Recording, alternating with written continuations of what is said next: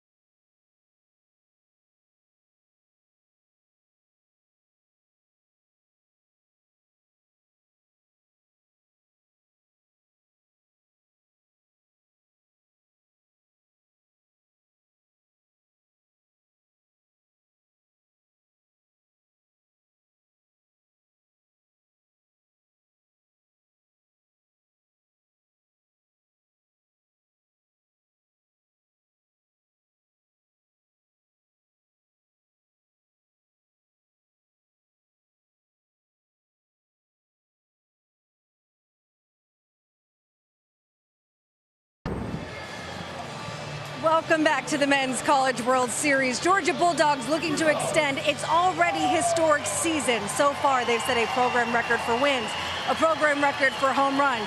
But for as historic as it's been so far, Wes Johnson does not want this team to settle. His message when they got to Omaha was, don't just be happy you're here. We're going to prepare like we're going to win this whole thing.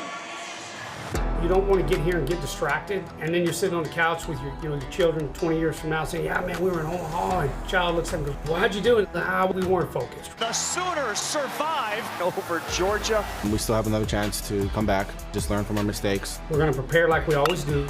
We're going to go play really good baseball. I want every kid in this stand to walk away from this ball game today and say, fun wins, focus wins.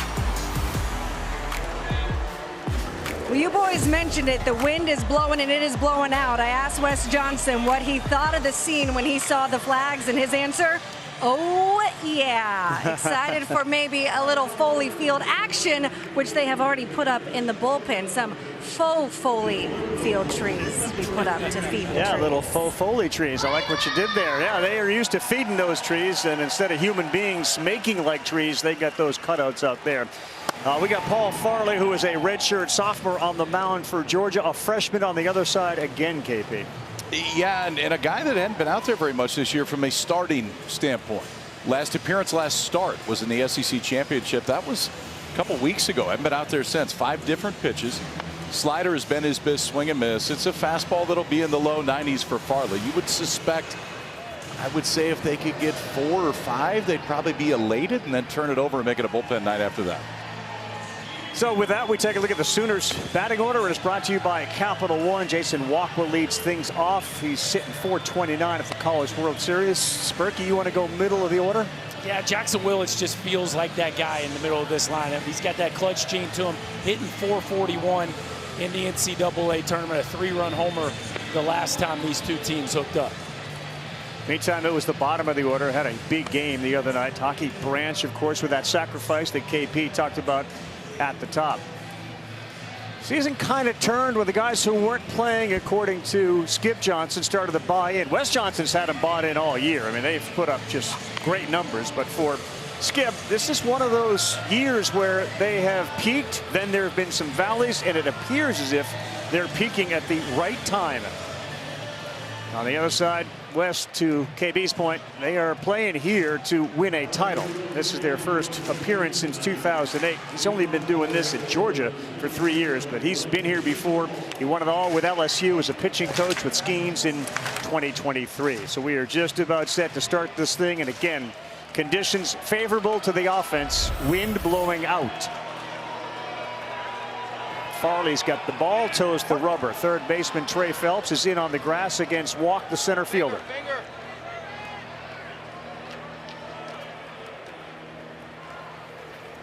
It's inside.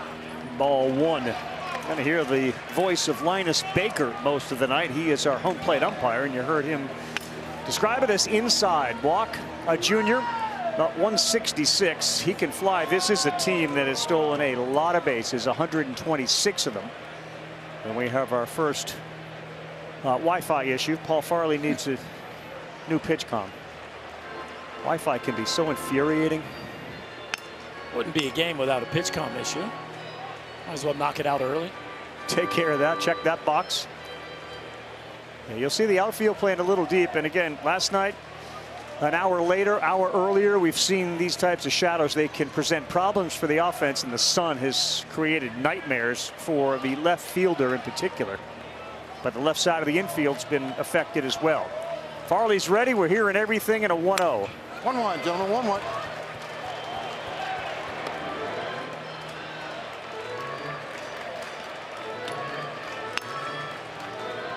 Just his 4th start. Last start was 4 innings against Arkansas. It was a really good one. He's 6'2", 210. It's been a while, though. 524, 824 since he last pitched. Here he is on a 1-1. That is located as well up. It's 1-2.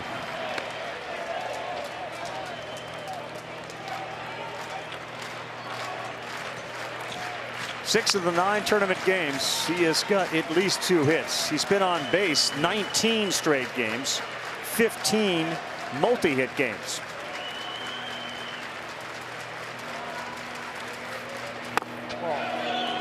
How about that take? Yeah, fantastic take. Yes, that was a pretty good one there. Skip Johnson said, you know what? Jason Walk wanted to hit leadoff, so we just let him hit leadoff. It hasn't been a great year until, like a lot of this team, they get going down the stretch, and he has turned into what you would call a quintessential leadoff hitter. 2-2. Right back up the middle, ranging to his left, the Gold Glover. Pretty play. Colby Branch named a Gold Glove winner today, and that is one of the reasons why. Yeah, he can go get it to his left now. We've seen him do it both directions here in Omaha. Kind of a tricky hop, but I love how quick the release is. You know you don't have any extra time. Watch, catch, square your feet all in one motion, an accurate throw, and Hudson does such a nice job at first, working the edges of the bag. Georgia with a quick start. Camden Johnson, the third baseman, bats. Everybody's kind of got gloves up there to protect from the sun. And this one is foul. Go back to that play by Colby Branch. It was against Carolina, West Virginia, the second baseman. You were harping on, why don't you use that top hand to bury that ball in the glove? It's exactly how Branch played it there. Yeah, to me, if I can catch the ball within the frame of my body, I'm always going to use two hands. I know everybody doesn't agree with that, but especially when you have to make a quick release like you do against a runner with walk, that was really well done. Yeah, it's still working. We're good. Right down the middle for a strike, 0-2. Johnson can fly. He is one of a handful that have at least 16 stolen bases. Walk is in that category. Gambill later. Brock 27. Johnson 29 stolen bases. He did go at that breaking ball. And a good job by Daniel Jackson to glove it. Couldn't tag. Throws to first. 2 up and 2 down. I think you've seen early too. Maybe it's just left-handers. We'll see if righties come up. But when Farlow's gotten to those 2-strike counts, he likes going that top to bottom breaking ball.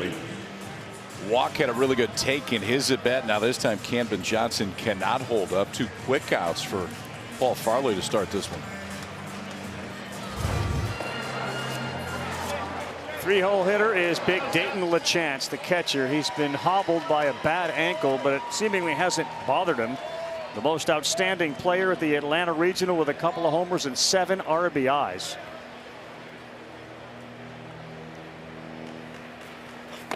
And that, oh boy, it was a big time cross up there apparently. Jackson either didn't see it, but boy, that took an odd bounce off of him. Didn't really get the glove at all.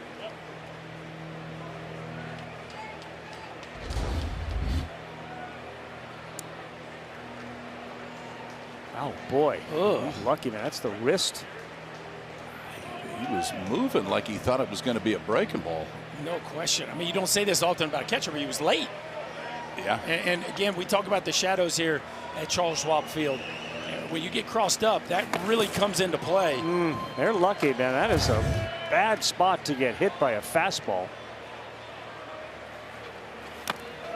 I think that's the one he was ready for. Yes. We've had PitchCom issues. You don't think that PitchCom is saying one thing to one? No, I don't think so. We're not that bad. Somebody forgot.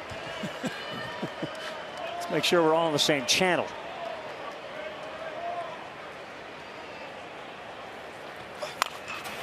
Beats that one into the ground. It's charged, and Phelps, he is falling as he throws it and makes the play and regained his balance.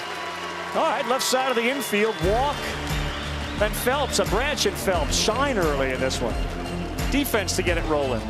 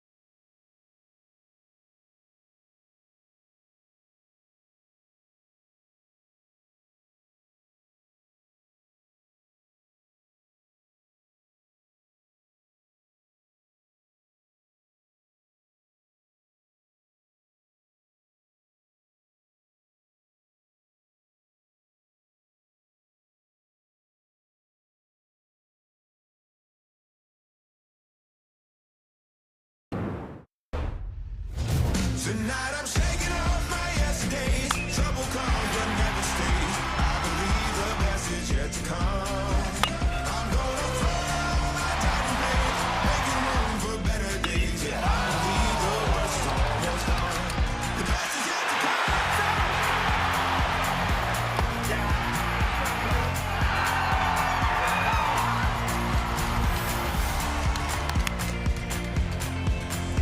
They've had a lot of fun. They've hit the ball over the wall a lot this year. In fact, only LSU in '97 and the Vols of '24 have hit more homers in a single season.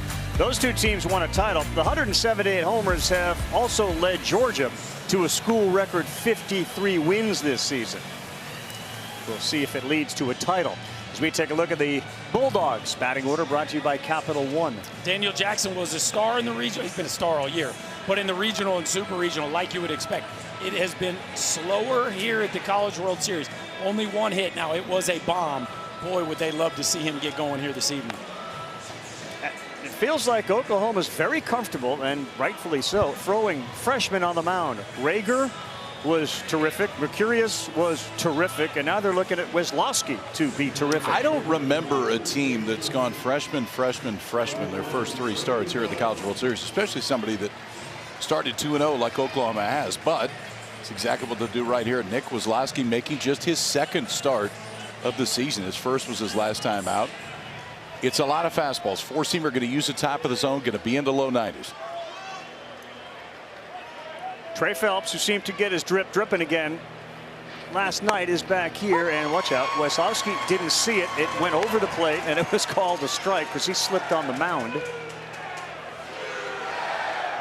And he is not going to be awed by the moment. This is a kid that played big-time quarterback at a McKinney Boyd High School in Texas in front of thousands every Friday night and was terrific.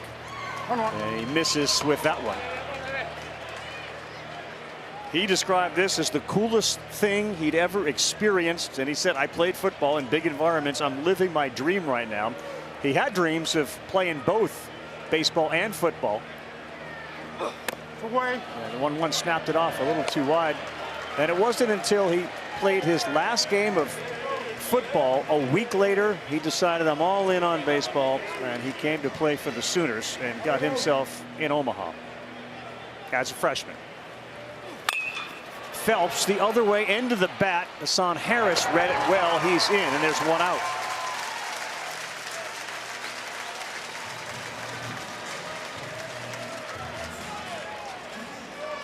One for 14. Daniel Jackson gets a little advice from Phelps on what he saw from Weslowski. 378 with those 32 homers. The junior exploded this year, and you see the OPS. So many of the numbers offensively are fantastic. And you just take a look at the outfield. Jason Walk is shaded towards right, and Brock is playing in left where you otherwise would. There is a canyon between Brock and Walk in left and center.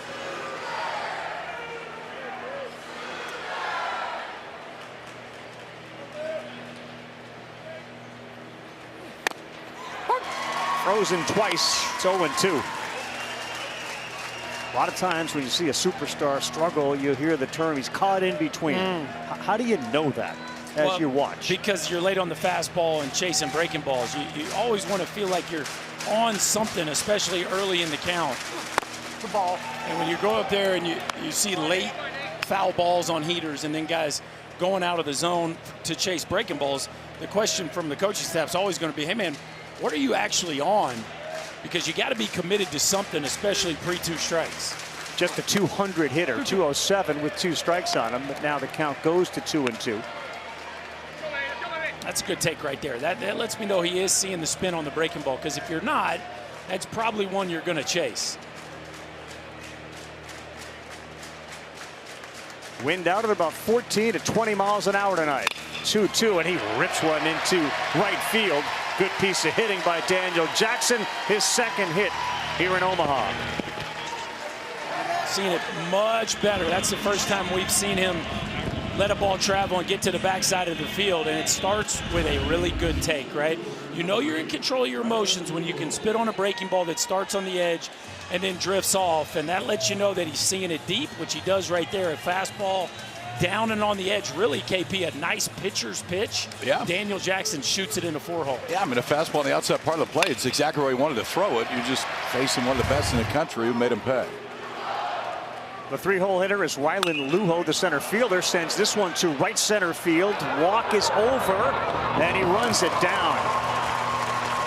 He had a long way to go. He moved back more towards center field instead of shaded to right, but Luho is retired, and there are 2 down. Big gaps here. If you're going to hang around a while, you got to have an outfield that can make them a little more narrow than they feel, and that was a nice job by Walk, battling the sun and tracking that ball a long way to run with the wind pushing it towards right center field. And OU is playing deep in the outfield. I mean, all the way around. They're a good 5 to 10 steps back from normal outfield positioning. Well, you have to be. It's just so different a night as it has been really this entire week. Temperatures a little bit higher as well. Here's Brennan Hudson, the first baseman. We have 22 homers. He looks at one up.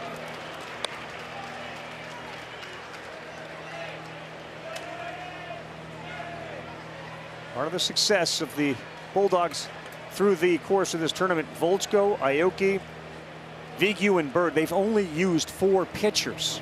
That's the way. 2-0.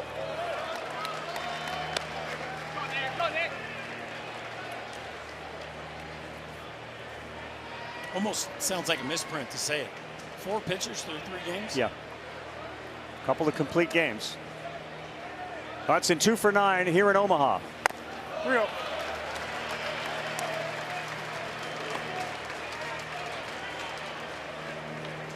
Three-0 from Weslowski, who was dead set on being a two-way in college. His older brother Ethan is very good friends with the current quarterback at Oklahoma. In fact, they were playing against each other back in Texas. That will get the corner. 3-1. Weslowski's brother was in the backfield when John Mateer was trying to throw the football, and he was up on him a lot. 3-1 count. Hudson, no. They go to first. The other part of Jackson's game, which we haven't talked about, most who follow college baseball know, but I mean, he's a guy that flirts with 30-30 if he can get there. He's got 26 steals on the season. Not going. And that's ball 4. He will go to second base after the walk to Hudson.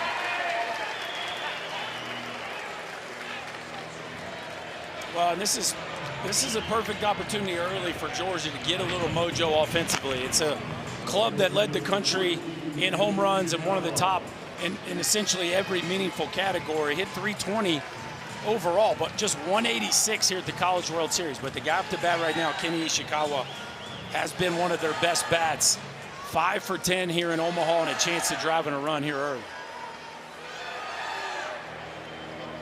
He's usually a very patient hitter.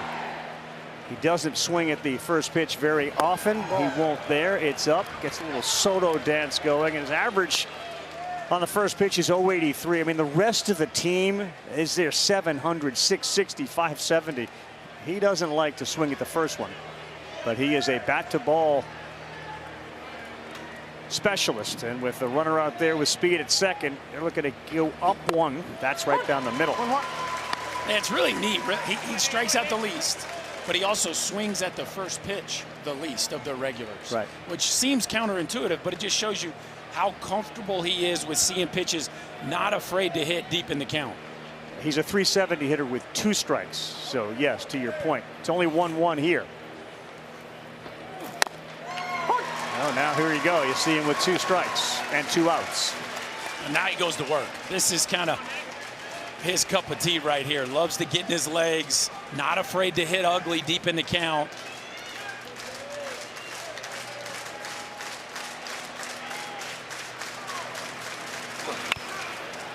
Like being able to get a bat somehow on a ball that was going to bounce on your foot. Look at all the moving parts there. If you want to know what not being afraid to hit ugly means, that was kind of it right there. That ball was about a 58-footer. Look at the eye black from the Ishikawas. Love it. And he opted not to go that way.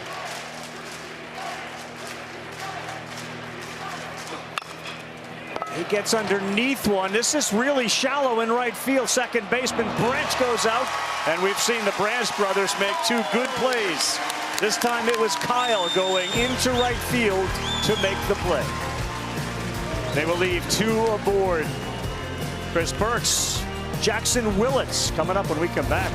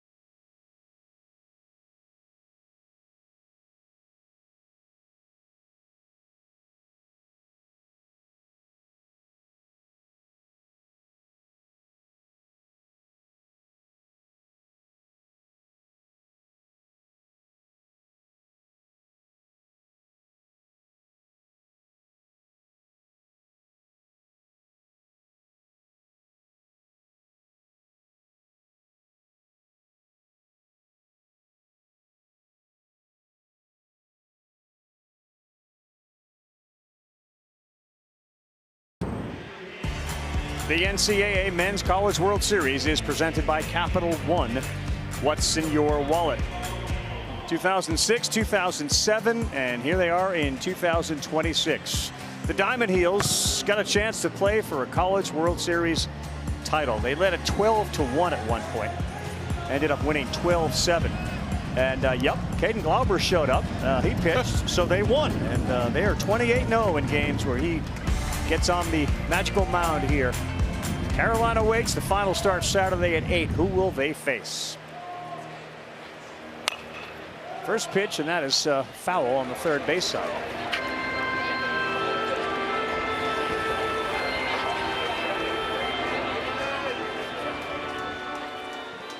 Jackson Willits comes from baseball royalty as a family goes out of Fort Cobb, Oklahoma. You talk about character. You talk about leadership. This is your guy. And he's having a heck of a series. 5 for 8. He got jammed again. 5 for 8. That's a .625 average, a homer, and 3 runs batted in.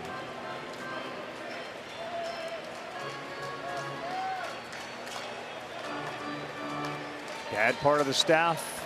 Brother a terrific baseball player. And here is Reggie, 4th year as the associate head coach. And yes, he was a former New York Yankees assistant coach. He's gone, though. Nasty pitch right there from Farley. Break a ball right there. Would cutter before, and then looked like he goes back to his slider right here. You can see the down on it, too. It has some horizontal, a little bit into the left-handed, but it said drop at the end. It gets Willits all the way out in front. That bat go right over the top. 2 strikeouts early for Paul Farley, who looks good to start this one. Second strikeout. Here is Trey Gamble. He is the designated hitter. Advantage pitchers right now with the shadows. That one is hard, though, and it is hit past the second baseman, Ryan Wynn. 107 miles an hour off the bat. So with one down, there's one on.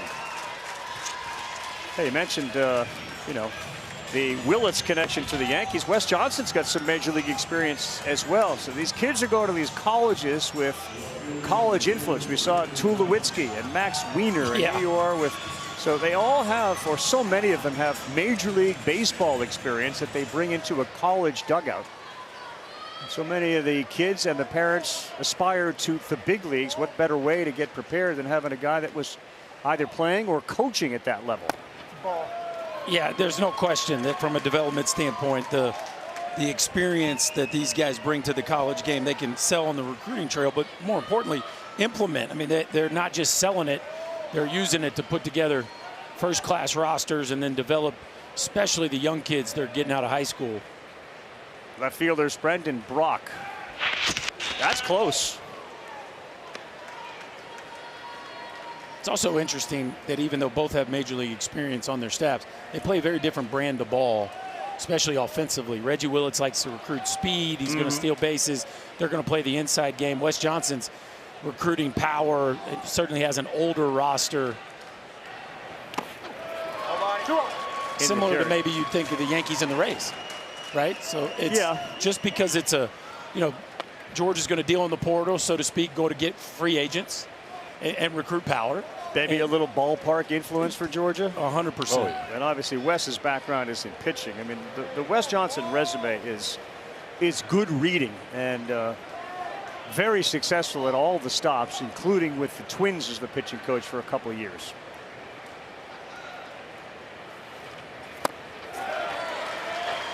Two and one. His background is in pitching, and obviously you got to give Will Coggin and Nick Emirati a bunch of credit as hitting coaches. But since he's been at Georgia, nobody's hit more home runs than them. Yeah. So even though he hangs his hat on pitching, he's certainly invested and developed a whole lot of hitters in the last 3 years. And only his third year at Georgia. That's it. And he's made a massive impact. Close again. Yeah, his background may be in pitching, but his interest is in winning. And they have won a lot since he's been there. Feels like that throw is down towards the right foot of Brendan Hudson to be even closer. Well, it's also a fantastic slide there by Gamble to the back of the bag. Good job of getting as far away from Hudson as you can. Think about it for Georgia, though. He's been here 3 years. Daniel Jackson wins the Golden Spikes. That's 2 out of 3 years. He's been at Georgia with Charlie Condon and Daniel Jackson. That is remarkable.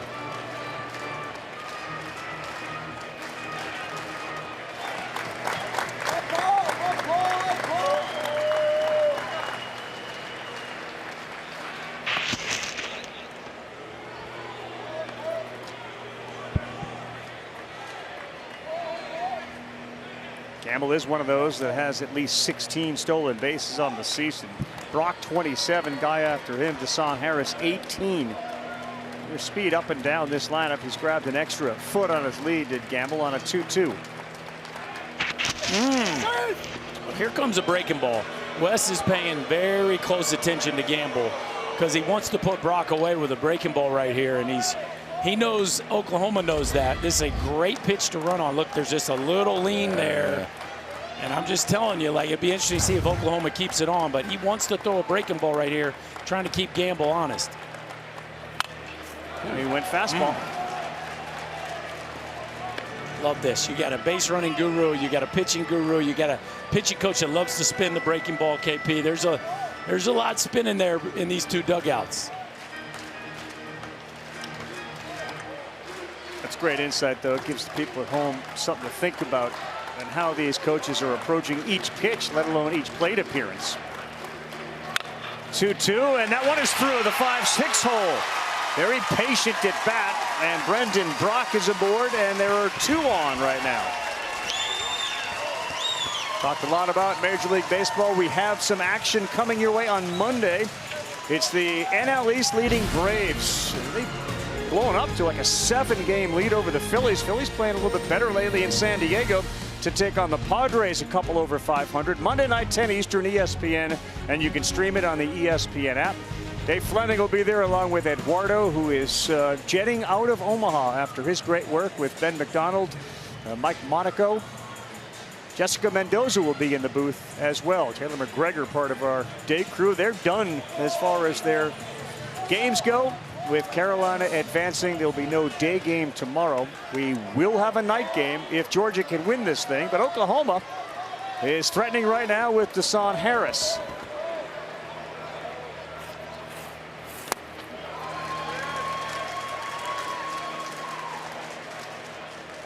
Georgia's bullpen starts to get a little active. Here in the second, they have to win this one. And they do love having Scott come out of the bullpen, Matt Scott, and he can give him some length. 25 RBI in the season for Desan, a 358 hitter. They will go back, and that is caught there by Branch. Not close.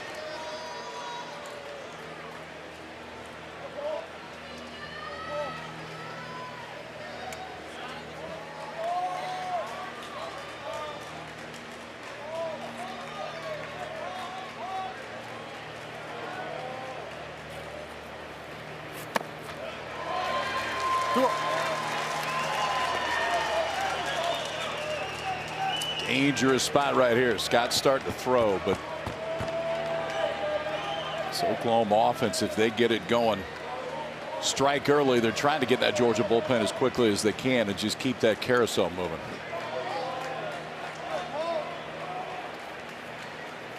Oh, wicked breaking ball underneath the bat of Harris. Defense behind Farley, terrific at shortstop, up the middle. Win. This is a team that has a .981 fielding percentage. They've made 43 errors. With one down, he's looking for a ground ball to turn a double play. They've got 43 of those on the season. Out of play. And there you go. You talk about being in between. Yeah. Swing and miss at a 2-0 breaking ball. Then you're late on a 2-1 fastball. And that's why pitching coaches like to pitch backwards, so to speak, because you throw a breaking ball in a fastball count, and then you get a little more room for error when you do go to that heater. And Desan Harris allowed that 2-0 breaking ball to cause him to be late on the 2-1 heater.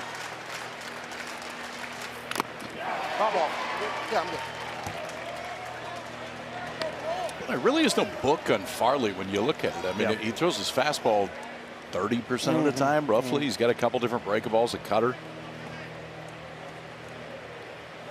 And look on the other side.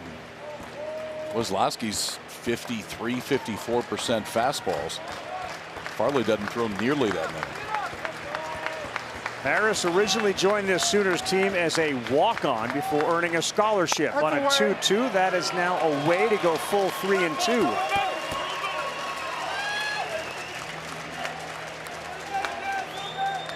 Feels like a pretty big pitch in the ball game, Yeah. boys. We might have a call to the bullpen if this one doesn't go Paul Farley's way.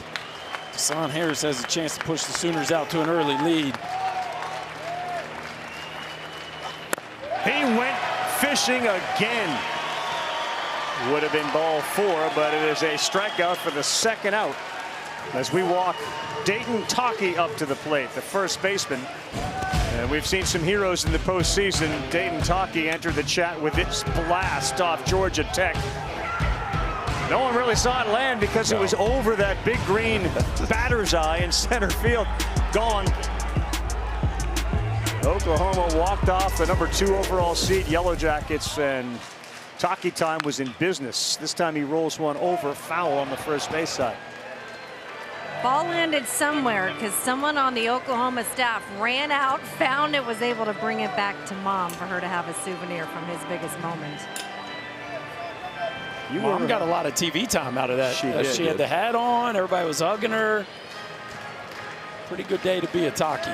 Not that you had a hunch when you were watching that game, but you were like, just don't let them hang around. And they kept chipping away. Ended up walking off the Yellow Jackets. 0-1, 0-2 as that goes to the seats. That feels like one of those home runs, similar to when UCSB walked off Louisville with that grand slam the one year. Like one of those home runs. Yes. The whole college baseball community will never forget. I think Everybody that just team stopped. Yeah, everybody just remembers where you're at. It was just such a loud swing of the bat, and ended one of the best regular seasons we've seen in Georgia Tech. 0-2, Farley trying to get out of it with 2 men on. And he's making Daniel Jackson work behind the plate.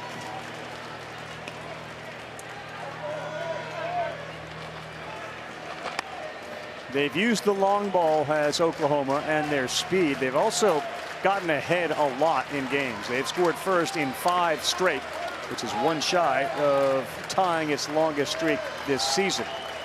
There is Dayton's mom, who had the hat on that became very famous after giving that ball 1-2 way outside. Well, Taki is emblematic of this entire team, right? He's just been on a heater. He had 3 home runs when the regular season ended. He has 8 now. 5 home runs in the postseason, and you could say that about a lot of these Sooners. They've just all raised their game to a brand new level. He's gone deep in 3 of the last 5 games. Called strike three. Boy, we've seen some great breaking balls from Farley, and he puts out a fire, leaves 2 on. Well, early going, but when Farley needs to get the swing and miss or get the strike three, this is what he's been going to. Got a couple swings and miss on the breaking ball down and in. And this time, use that outside part of the plate. Backdoor breaker for Farley. 3 strikeouts in the inning.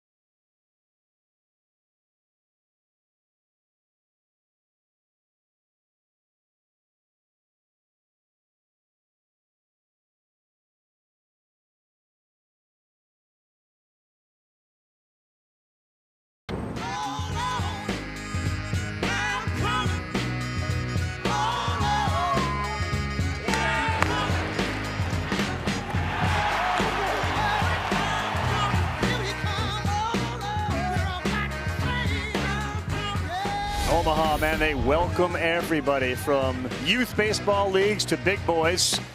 Young and old come to this city to watch this College World Series each and every year. Streets flooded, restaurants serving up some incredible fare, and it feels like a fair. I know Terry Francona described Williamsport that way. This has some of that as well, as Ryan Wynn fouls one off. Hometown of one Kyle Peterson. He rolls out the welcome mat as well each and every year. He sure does. One of the Like great having you hosts. guys in town. One of America's great hosts. I'll send you a bill, don't worry. 1-1 to Ryan Wynn, and that's fouled off. 1-2, gents, 1-2. We got a catch right here in section 207. Yes, we did. Yes, we did. Yeah, well, and by the way, yeah, 2 seats down. We got the phone recording it all. Oh, Boom. smooth. Hey, that's well done. Look at that guy behind him wants to kiss him right now. The guy behind him He was not gonna going to wear catch it. it. No, he had no chance. Boy, called strike 3 and a pitch on the outside corner. And Weslowski gets strikeout number 1.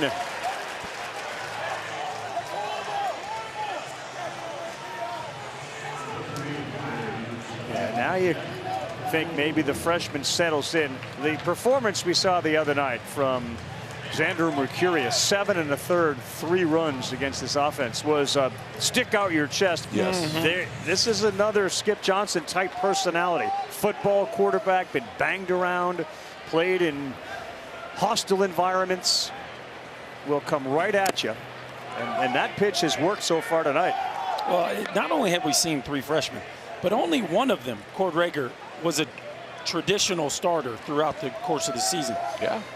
Xander Mercurius and Weslowski, they just got going here in the rotation. The last 2 guys before they got to Omaha had a combined 4 starts this year. Archimon in the lineup, and he grounds out to the second baseman, Kyle Branch. So does this speak more about what he knew he had, or just sort of a bit of a gambler in Skip Johnson saying, I'm going 3 freshmen? Well, I think he used the season to give his veterans a chance. And then eventually you get to a part of the season where you go, hey, boys, like I'm not worried about keeping people happy in draft positions. I'm going to throw the guys I think or give us the best chance to go deep in the postseason. And he went with the freshman, and boy, they made him look smart. Here is Kyle Branch's brother. Kyle just made the play in the field, and that one is high to Colby Branch.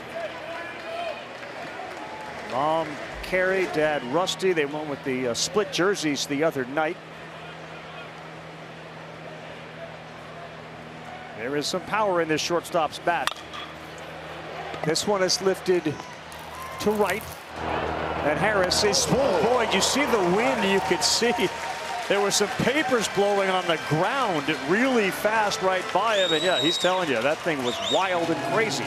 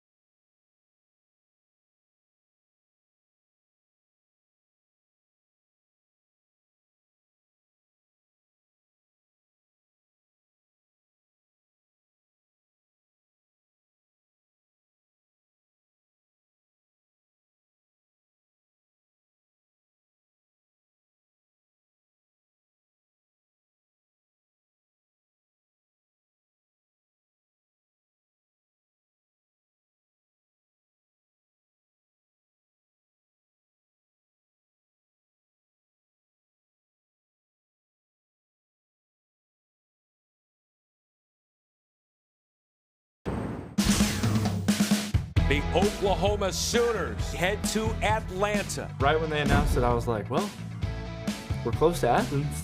Have our whole family there. It's really special. They were pumped. It was right next to each other. I got to spend a day with Kyle. The whole family got to see Tech and OU play. Two brothers on the field, one at Georgia, one at Oklahoma. We met up with each other last year at Foley Field. Getting to do it on the big stage is just surreal. Pretty surreal, too, to be here in Omaha playing both for a chance for a College World Series title. They text each other during the season. And when they get to Atlanta for the regionals, as he said, he showed him around Atlanta. This is a family that's also got a couple of younger brothers there, and they play like 4th of July basketball. Any game with a ball. In fact, the first word in the Branch house was ball. Like that was for all of them. You know, all of them. Ball. I believe you. Yes. I don't know if that's accurate, but we believe you. I can tell the story, and I know it was ball. I'm sure Budden can confirm that for us. As Kyle gets ready, he's in the 9-hole, his first time up as we go to the 3rd inning. Paul Farley continues to throw, and he throws the first one wide. The Branch Bros still looking for their first knock here in Omaha. Kyle 0 for 7, Colby now 0 for 10.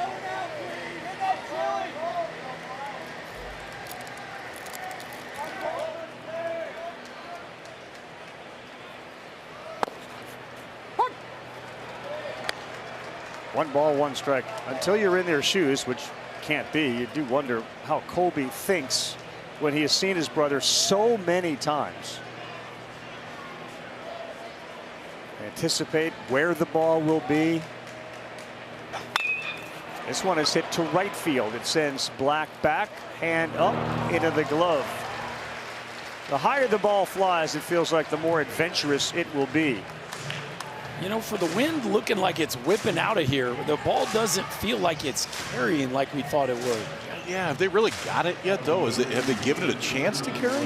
That last ball Branch hit, I thought had a chance to get to the bullpen. It didn't get close. But, I mean, no, nothing's been stung, but. You're talking about Colby Branch. Yeah, Colby, yeah. There's 2 of them in this game. Yeah, thank you. Thank you. Brothers. Forward. You have to walk before you can run. and this is Jason Walk. He went 6-3 his first time up. Ground ball to Colby Branch at short. Made a really nice play on it.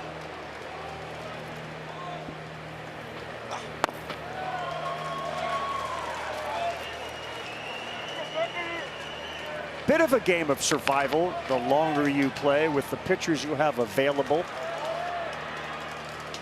It is, and obviously I think both these guys are going to have pretty short leashes, but again, it's not too odd to see guys go out there and turn in career performances. This ball is up in the air to center field. It is carrying. Lujo is at the wall. There's your carry. There's your home run.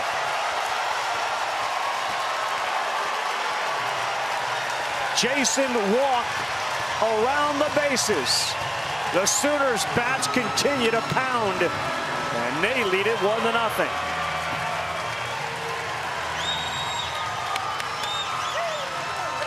All right, boys, the higher it goes, the further it flies, and there's a great example as it came off the bat at just 100 miles an hour, and it landed 415 feet away. I would say the wind helped out.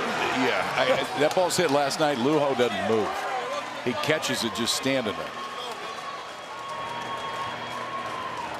Just the 5th of the year for Jason Walk.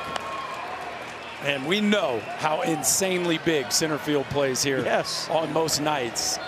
Jason Walk's going to be able to say he went to dead center, man. At the Chuck forever. You know what I did once? Hit it out right there.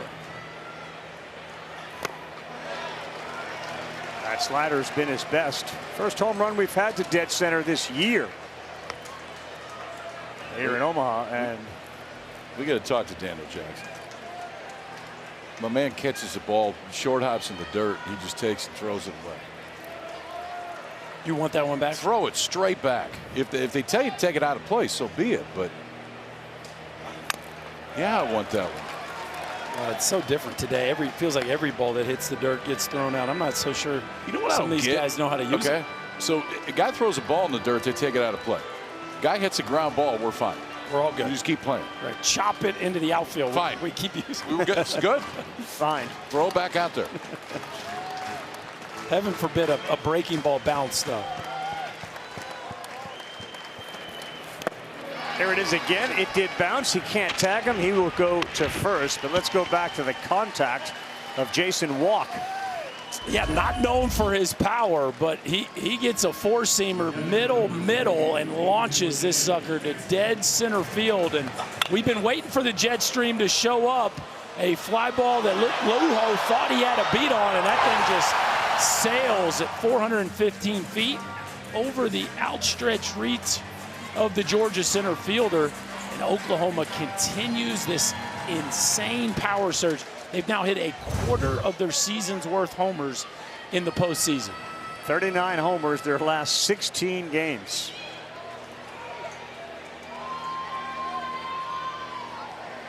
And it is obviously contagious, and this guy can certainly do that. It is LaChance. With 2 down here in the 3rd, and now Oklahoma up 1-0. This dude doesn't need a jet stream. No. If he catches one to dead center, he might hit the batter's eye. For Walk, guys, that was his 17th career homer, and it was his 2nd career homer to straightaway center field first this season. They've now homered in 10 straight. Longest streak of the season. It's called peaking at the right time. LaChance had one to hit there, and he fouled it straight back. LaChance, 16 home runs, did not have a home run until the 2nd week of April. It's almost 2 months into the season, didn't have any. And now since has 16. 6'5", 231, a McLennan Community College. And this is one of the ways this program has been built. 13 junior college kids on the roster. As he's ready on a 1-1. Got another one to hit. Line shot, left field. Is it high enough? Oh, nice play out there by Ishikawa. It didn't get up into any jet stream as the wind continues to blow. That's a heck of a play by Ishikawa. But the leadoff man, Jason Walk, got one up and out. And the Sooners looking to move on to the finals, draw first blood. They lead at 1-0 as we go bottom 3.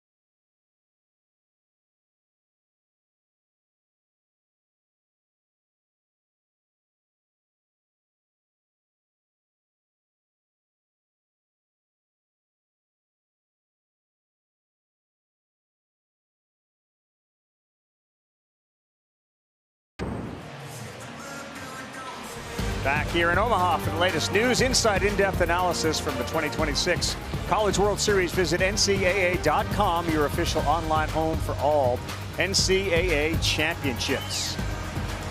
Sooners win. They move on to the College World Series finals to take on the University of North Carolina. And there is John Mateer, the quarterback for Oklahoma, who played against Nick Weslowski's brother in high school. 9-hole hitter Ryan Black. They won with small ball. Are they thinking about it again? No, it's 0-1.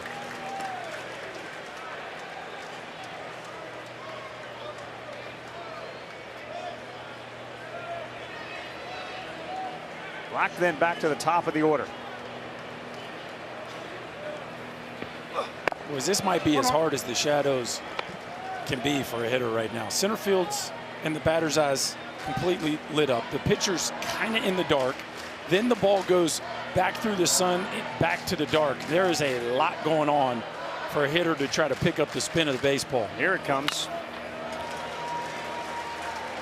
So if that's the case, do you then try to go location of the baseball? What are you doing as a hitter? Trajectory, right? So that's why you're going to see a lot of guys swing over the top of tight sliders, because if it comes out flat, especially early in the count, I'm guessing fastball, trying to get my best swing off.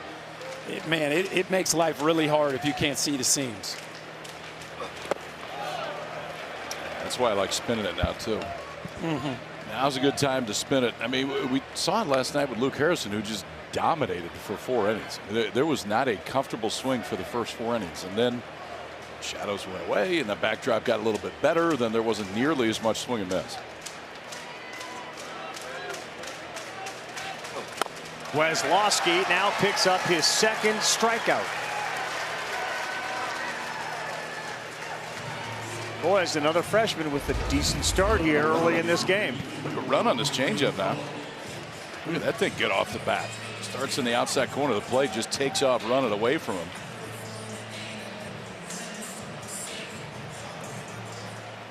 Walk's home run was to dead center, by the way, and that's the 7th hit out of this building to center, to the batter's eye cutout, and the first since one of your favorites, Christian Moore, in 24 against Florida. Remember the first?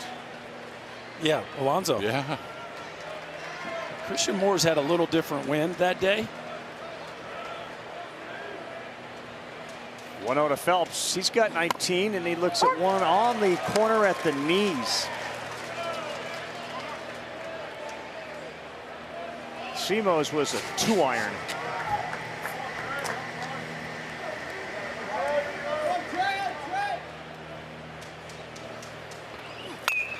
I know Adrian Rodriguez hit for the cycle the other day, but for my from my perspective, the game Christian Moore had was the best ball striking day I've seen here at the College World Series. I mean, that was a laser show. There was some good exit velo that night. You could say that. I think there was one maybe cheap one, but 4 other rockets. Ida Phelps. These are the guys they got to get going here. Phelps and Jackson. At the College World Series, this Georgia team is hitting 183. They have struck out 41 times. During the year, they hit 320.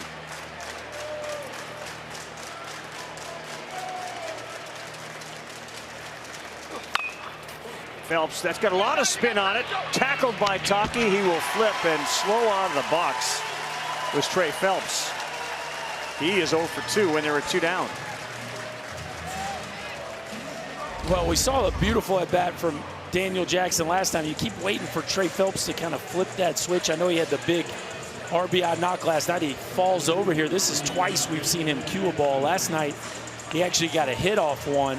Slips coming out of the box. That makes the play a lot easier there for the Sooner defense. But let's see if DJ can stack back-to-back high-quality at-bats. A really nice swing in his first AB. Single to right field. Wes Johnson's message to Daniel the other day was, listen, you're getting everybody's best pitches, so sometimes you can't get frustrated. You just have to tip your cap. But by the way, this is what it's going to be like when you end up in the big leagues one day.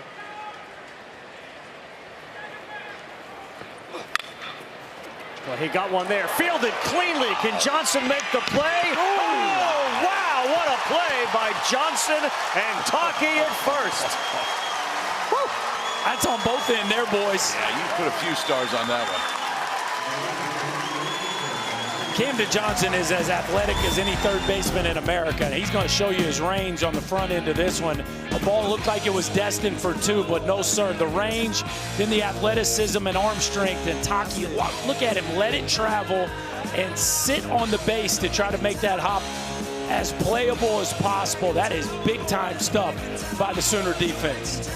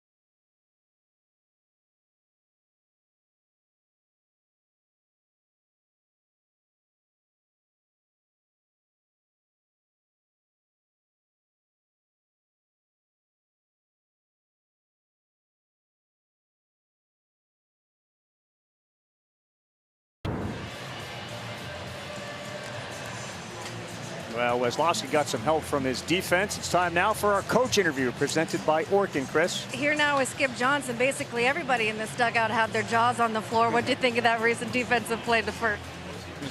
As he punched out the last inning, he could have taken his lumber to his leather, but he was attentive and he made a great play. And to Taki to finish it off with a great play was really awesome to watch. What have you seen from Nick Weslowski's stuff so far? Right now, I think he's settling in and just being himself. Can't be anything else. He'll give you effort, and that's all we can ask out of him. Walk's home run was the first one to dead center we've seen in Omaha. What are your thoughts on how the wind is playing today? And the littlest guy. Well, you know what? He's got a little bit of juice, so I'm really proud of him.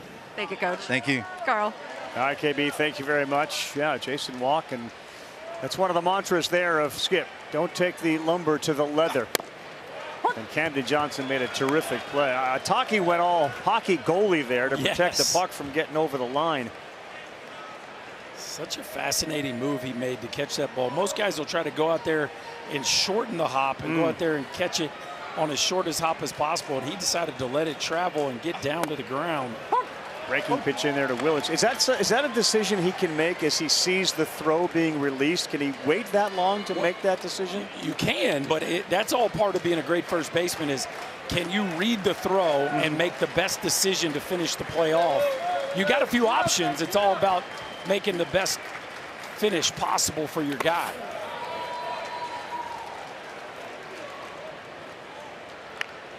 But I love talking and listening to Skip because Skip just reduces it to its basic. Yeah. It's really cut and dry, black and white. Beautiful. That's why he's been so good for so long. He sat next to Augie Garrido for about a decade. Junior college coach for 16 years, and the pitching coach in Texas. Then gets the head job at OU. 9th year there, 307 wins, 197 losses. 2-2 leadoff man is Jackson Willits. Called strike 3. Good pitch by Farley as he goes back door to pick up punch out number 4. Let's take a look at that play by Johnson and Taki one more time. So Johnson does that kind of reverse spin because his momentum takes him that way. And at this point, he's just letting it rip. Watch Taki sit and catch this ball deep. I mean, that is flexibility. It's the ability to read a throw. Look how low to the ground he gets. You got to keep that foot on the bag too the whole time. Yeah, that is He's a engaged special. the whole time and just reads it as long as he can.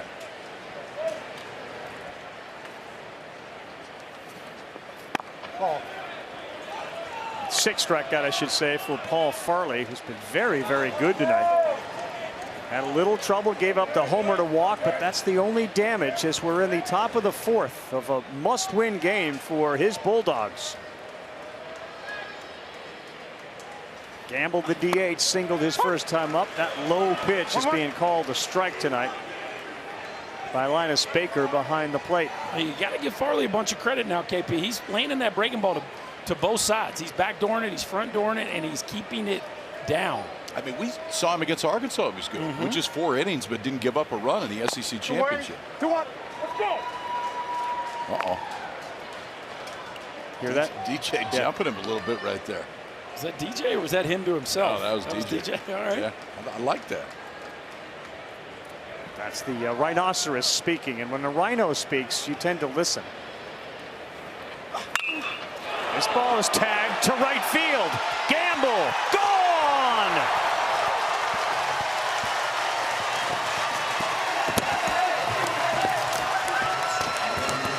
Another Sooner home run here in the postseason, and they are rolling. It's 2-0.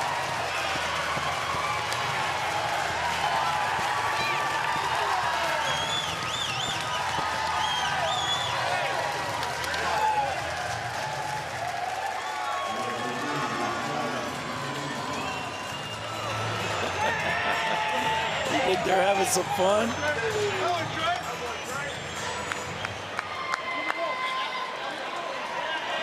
They feed off each other, and careful here for Brendan Brock. Watch it inside.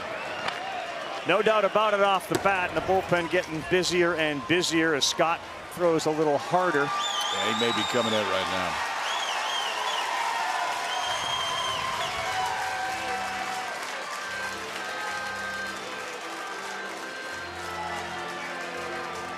Right after Daniel Jackson implored Farley, said, "Let's go," Gamble got going.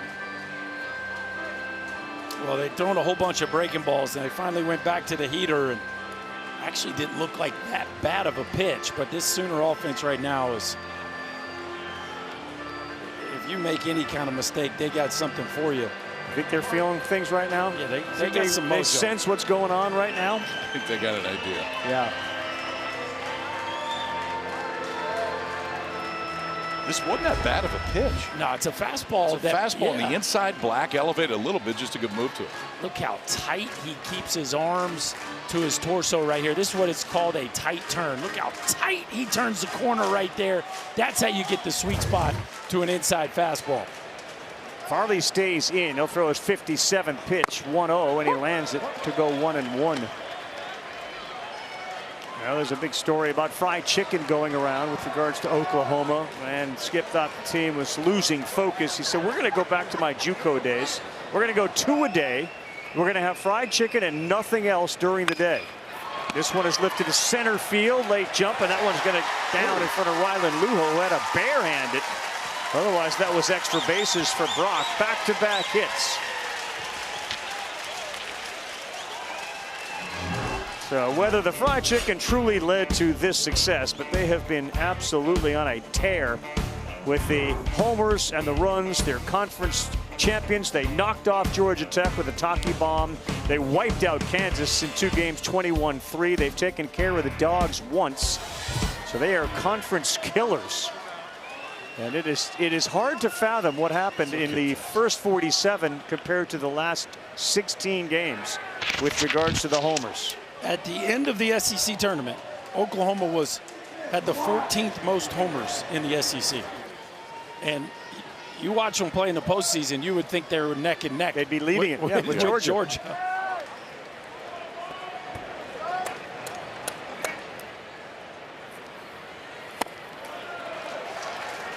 Why, when people look at schedules and your record against teams, oftentimes they'll tell you, KP, it's not necessarily the team, it's how the team is playing when you play them.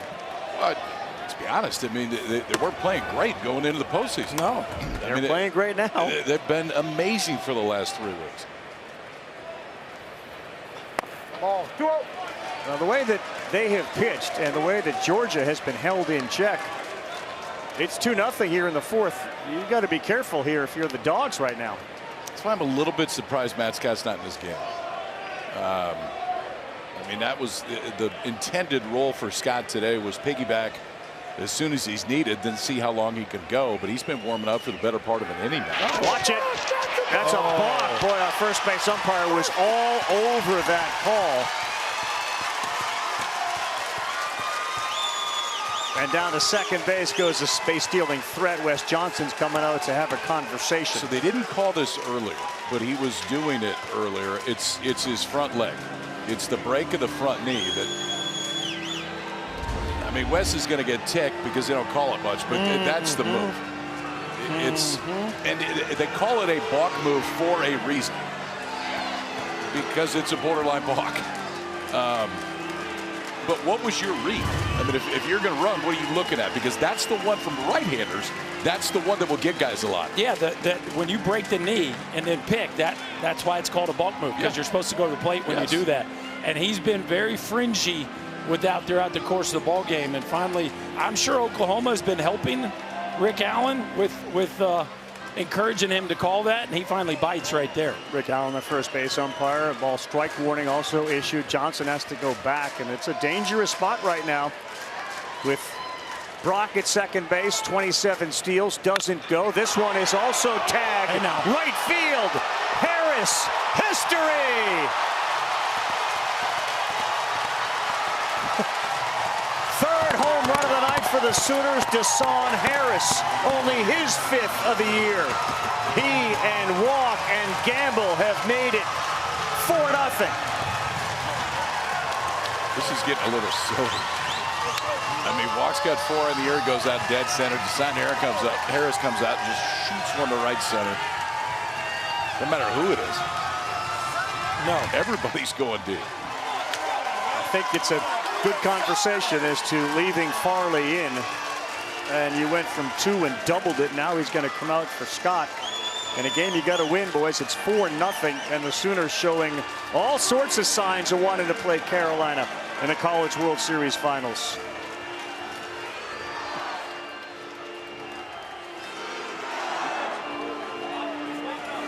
You asked earlier about the jet stream.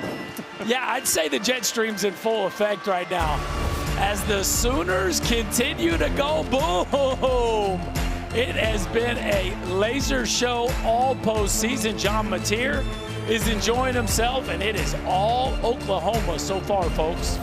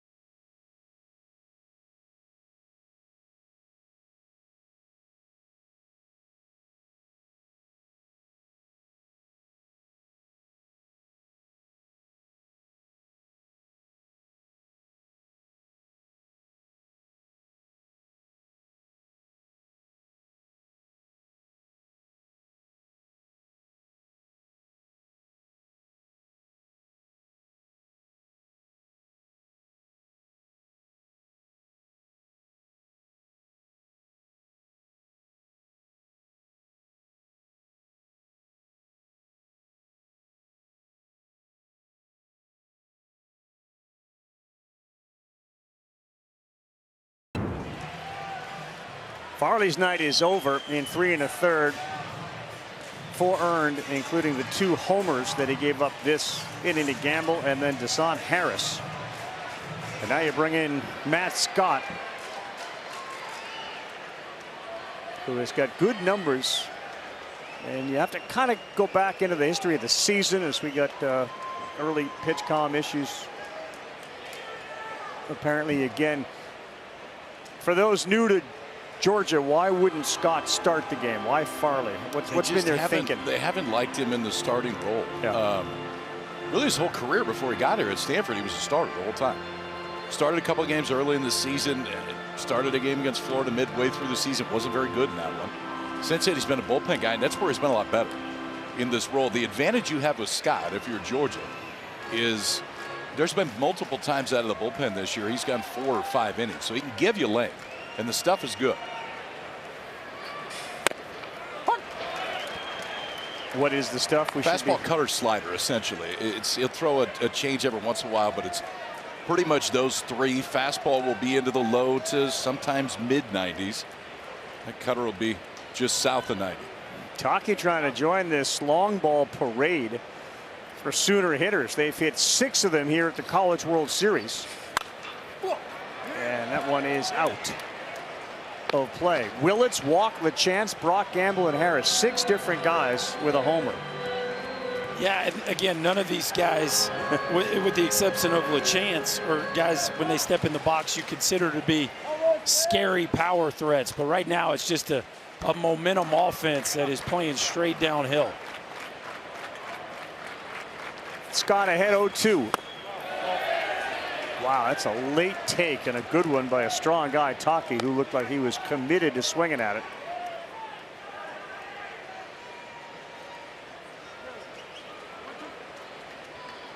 Mom standing, anxiously watching her son, who's delivered in a big way defensively tonight with that terrific play at first. Right by him, Scott, 94, downward too. Some serious angle on that heater, KP.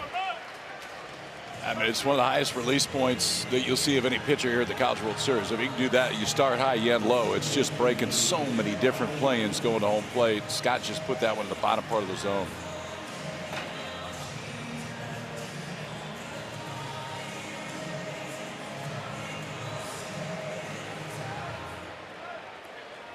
And now the 9-hole hitter, Kyle Branch, who's got 3 homers this year. But the way things are going for the Sooners, those numbers mean nothing. Who cares? Pumps in another fastball at 95 to get ahead. They're going to need length, and they're going to need offense, fellas. That's the other story here, is how quiet the Bulldogs' bats have been in this building. On the ground, high chopper. It's over the head of Phelps, but it's foul. Seen a handful of those balls hit this tournament. Hard off the ground right in front of home plate. High choppers. Ishikawa had one that knocked in a couple for Georgia earlier. They got to wonder where their mojo has gone offensively. And that's taken nothing away from the pitchers. They have faced really good pitching, but they face great pitching all year. Yeah, no, I mean, look, at some point we keep agonizing over pitching decisions. If I'm Wes Johnson, I'm going, hey boys, like, it's time for the offense to stand up. We got too many stars in this dugout to be swinging the bats the way they have here in Omaha.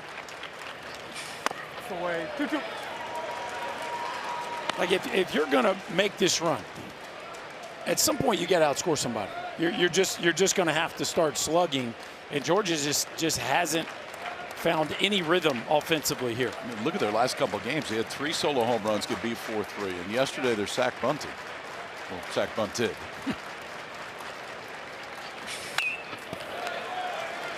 Team meeting next half inning. Maybe we're going to get one of those.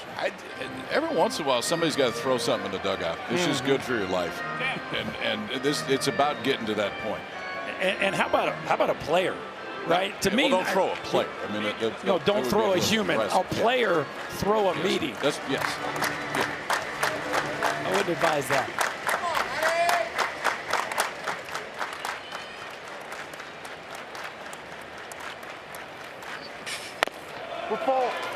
So you said just go in the dugout and throw something. Just grab something. It's good for your life. It is.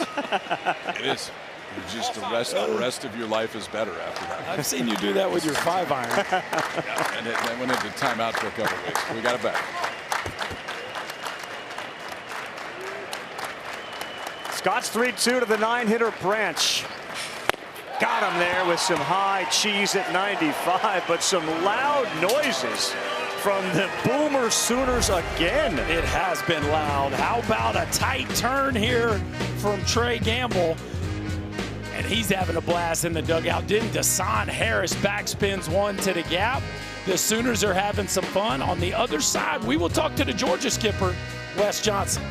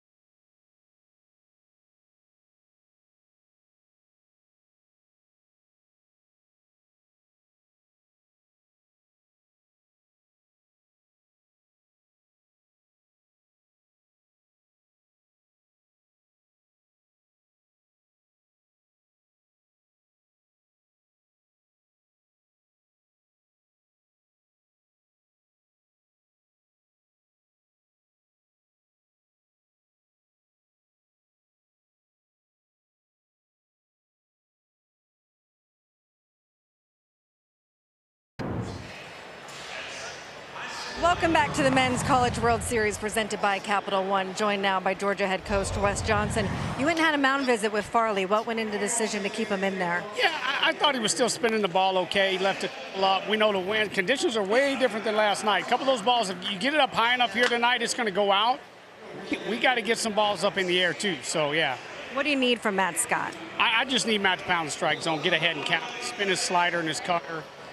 Use his changeup when we need it. Just sack strike zone. I know you guys want to use that wind and that jet stream as well. What you guys just had a visit with the hitters. What do you need from them at the plate adjustments? Yeah, we just need to understand that you're not going to hit a 10-run homer. I don't think you can, unless the rules change. But just hey, one pitch at a time. We'll take our singles. When he makes a mistake up in the zone, let's get after it and see what happens. Thank you, Coach. Go Dogs. Guys. Yeah, the Dogs have been without the bite here so far in this series. A loss tonight sends them home. West Virginia exited earlier today after North Carolina got a victory over them. The Heels go to the College World Series Finals, scheduled to start Saturday night, 8 o'clock Eastern Time. They did have one of those meetings inside the dugout, and they have 3, 4, and 5 coming up. Rylan Luho will lead things off after Phelps and Jackson went quietly in the third. Bottom of the fourth, plenty of game left, but the Sooners have flexed tonight. Luho, this one got jammed, and as a result, it's going to be a fly ball to left. Got in on the hands. Brock's there to make the play. Luho retired.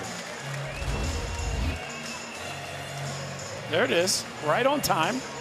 And, you know, you think, oh, it's after an inning where they gave up a 3 spot. But they're thinking the same thing we're thinking. Is like, where's our guys taking advantage of the conditions? And, yes, Wazlowski's been nice out there, but this is a freshman on the mound against the 3rd most home run hitting team in the history of the sport. If I was in Georgia's dugout, I'd be saying the same things. Like, boys, when's it our turn?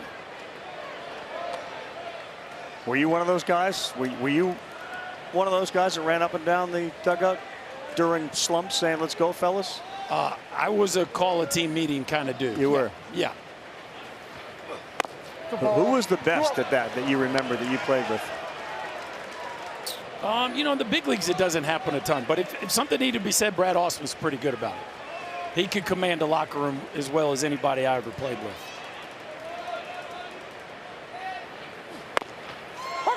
Two and one, still throwing hard, 90 miles an hour for Nick Wazlowski, the freshman, former quarterback, Texas at McKinney Boyd High School. His last season, he threw for over 2,100 yards, 22 touchdowns. Watch it. And he just hit his receiver there in the back of the leg.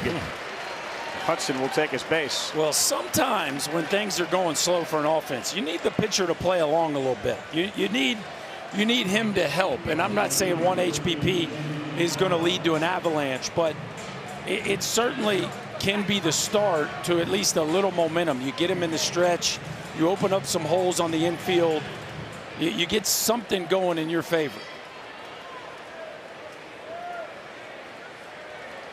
Well, to just continue with the football analogy, he's a kid that has thrown an interception every now and then. He got to get back in there and then guide that offense. And the next pitch is in there for a strike right by Kenny Ishikawa.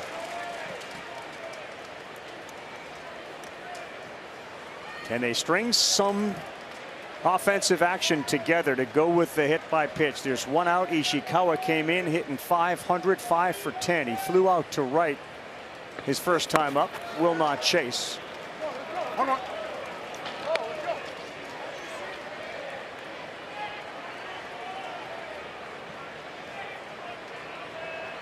Jason walked to center field. Has played many of these guys to go the opposite way. He's shaded towards left.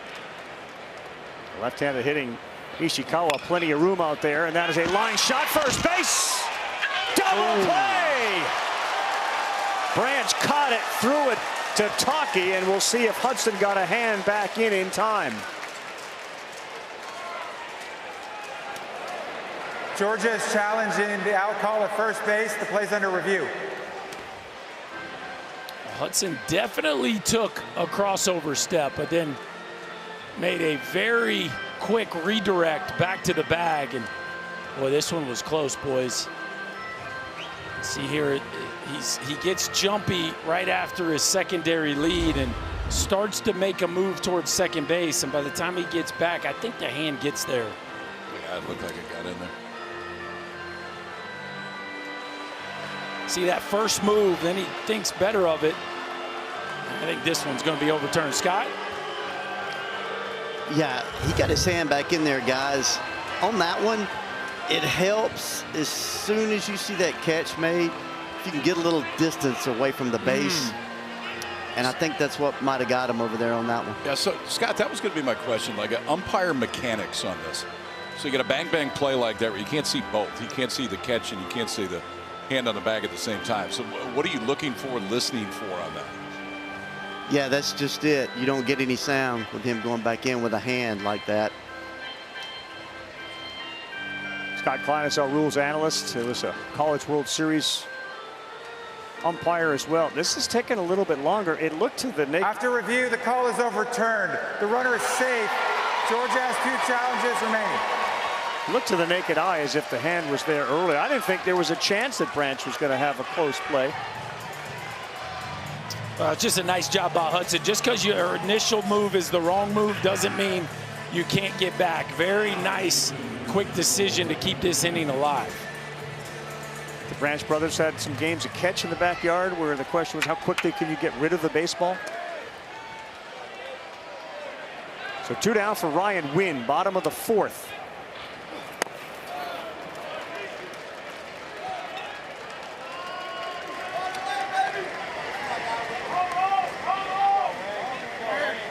Crowd is filled in beautifully here. We've had crowds of upwards of 24, 25,000. And just another gorgeous night in Omaha. Quiet right now with a 1-0. This is what we talk about being in between. 2 outs, runner on first base, first pitch breaking ball for a ball. What do you have to lose? It's a 1-0 count. You're selling out for a fastball. Selling out for a fastball, and you get a fastball belt high, and you're late over the first base dugout. That's what it looks like to not actually be on a heater, and that, I'm sure, was part of the message during the hitters meeting. Close. LaChance thought that one got a piece of the plate. And the count flips in favor of the offense. Instead of 1-2, it goes 2-1. This is pretty good.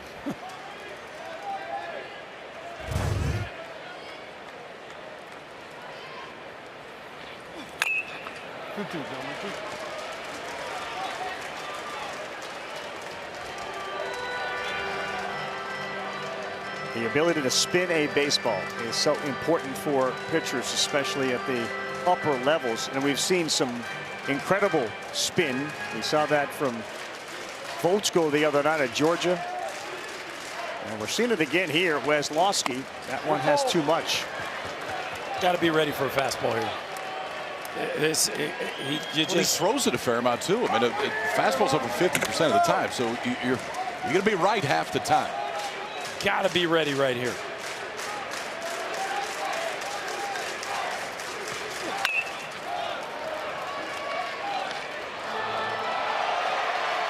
That was a fastball. That was it.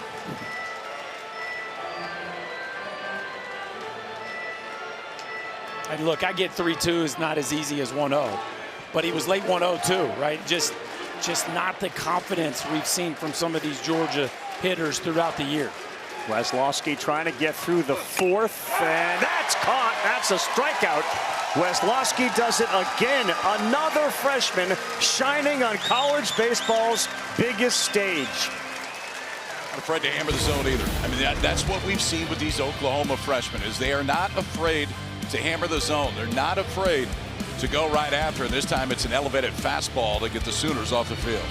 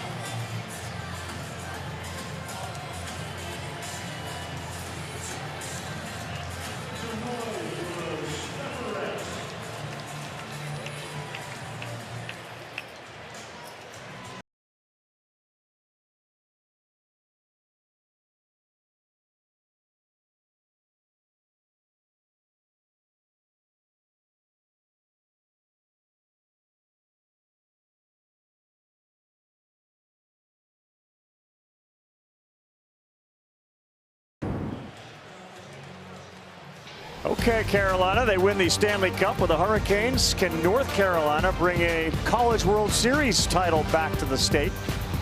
They got a chance because they disposed of West Virginia today, 12-7 the final score. The Tar Heels 53 wins on the season. And you could certainly make the case for most of that game. They led 12-1 entering the bottom of the seventh. It was their overall best game here in Omaha. Third finals, they went in 06 and 07. And the ACC in the finals. Well, all year long, UCLA, Georgia Tech, Texas, Georgia stole the headlines. And UNC was kind of laying in the weeds right there on the periphery of that top five conversation. Well, no more. They have proven they are one of the best two teams in the country. And it's not, this isn't a get hot late kind of thing. They have been 53 excellent. wins all year. Yeah. A lot of Carolina blue has been here all week. There'll be a lot more starting Saturday. Walk back up, feeling comfortable and confident. He blasted his fifth in the third inning. And it's 3 balls and no strikes for Matt Scott.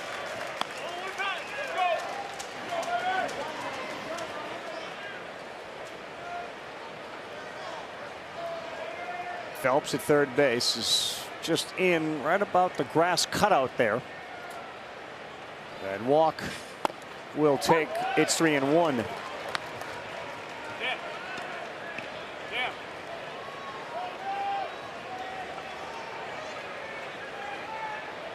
No runs and 1 hit for Georgia's offense. Weslowski's been special.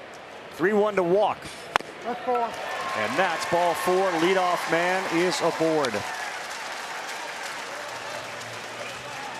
The latest news, insight, in-depth analysis, the 2026 College World Series. Go to NCAA.com. It's your official online home for all NCAA championships. I've been here for 13 years, seen teams win championships. It's not like there's just a singular formula that wins titles. There's just all different kinds of teams. All different teams, some with power, some with speed. Pitching's a pretty consistent constant. In there for a strike. I mean, balance is always important if you can have it. And that's, I think, the first thing you think of when you think of North Carolina. Yes. It's just incredibly balanced. They can really pitch. Obviously, Owen Hull's had a big-time offensive season. Gallagher swung it well since they showed up in town. They defend them, and it's just they do everything you would want a baseball team to do. That's why that consistency has been there all year. What's your experience tell you about teams who are in this situation? When it starts to get into your mind, like we got one hit, if we don't get anything going, we're going home. When does that enter the equation at all? It's already in there. Yeah. And impacting the play too and the at-bats? I mean, it's how you handle it, but it's definitely in their mind. Look, they can see the scoreboard. There's a 0 and a 1 up there in spots that there's usually crooked numbers. Yeah.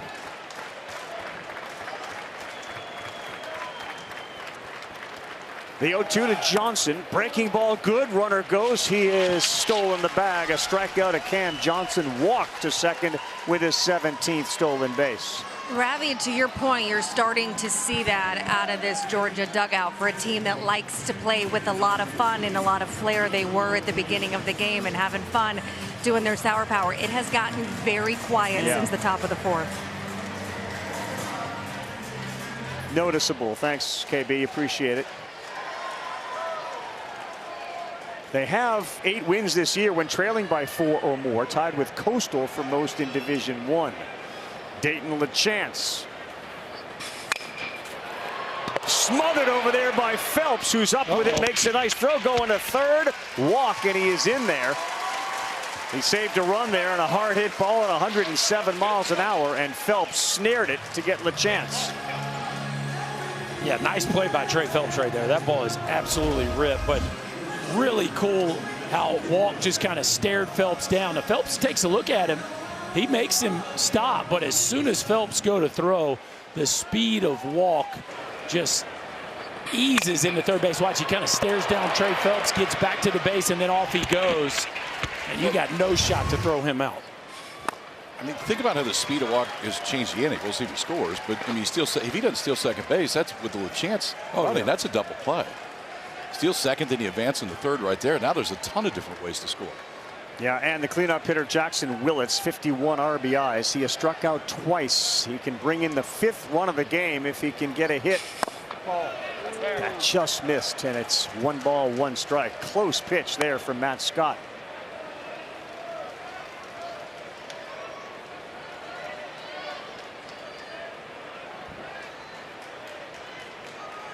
Ryan Wynn about 15 feet on the outfield grass at second base. Slider underneath the bat. It's 1 ball, 2 strikes. Willits will take a walk and a deep breath.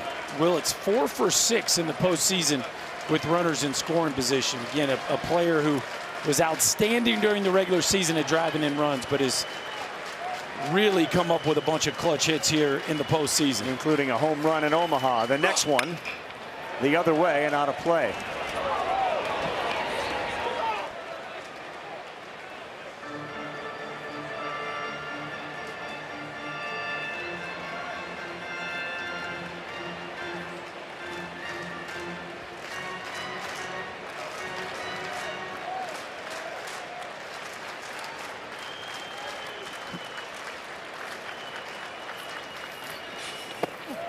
That's a good job right there, man, by Jackson.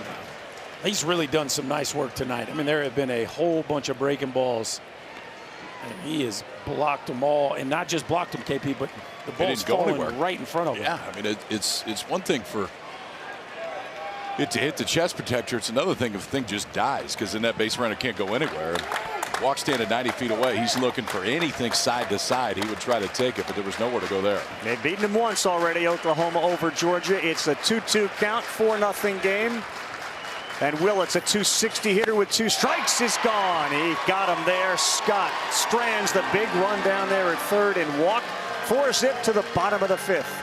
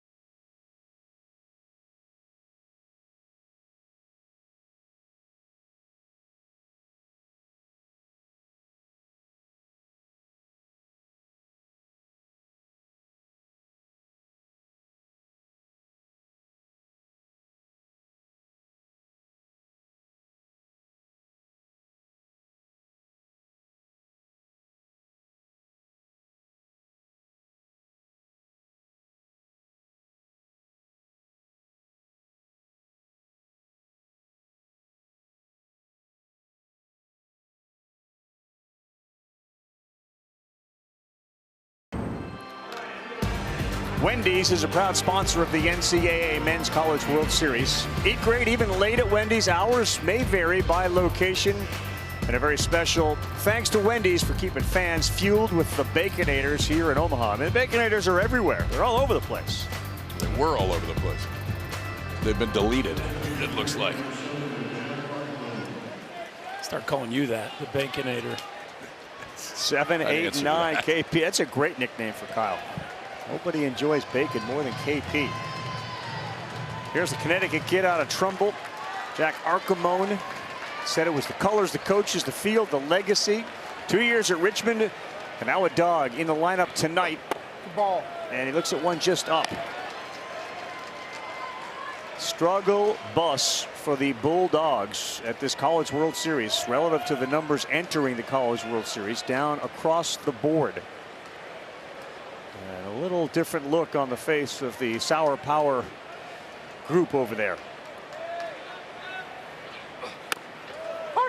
And to that, I mean, this year, the entire season, Georgia had 350 against the fastball. And with power. Yes. In Omaha, they're hitting 167 against the fastball so far. It's noticeable. I mean, it's great to have those numbers to back it up, because that's certainly what it feels like. Yeah, he got sorted as he went down, did Weslowski, then came back up top.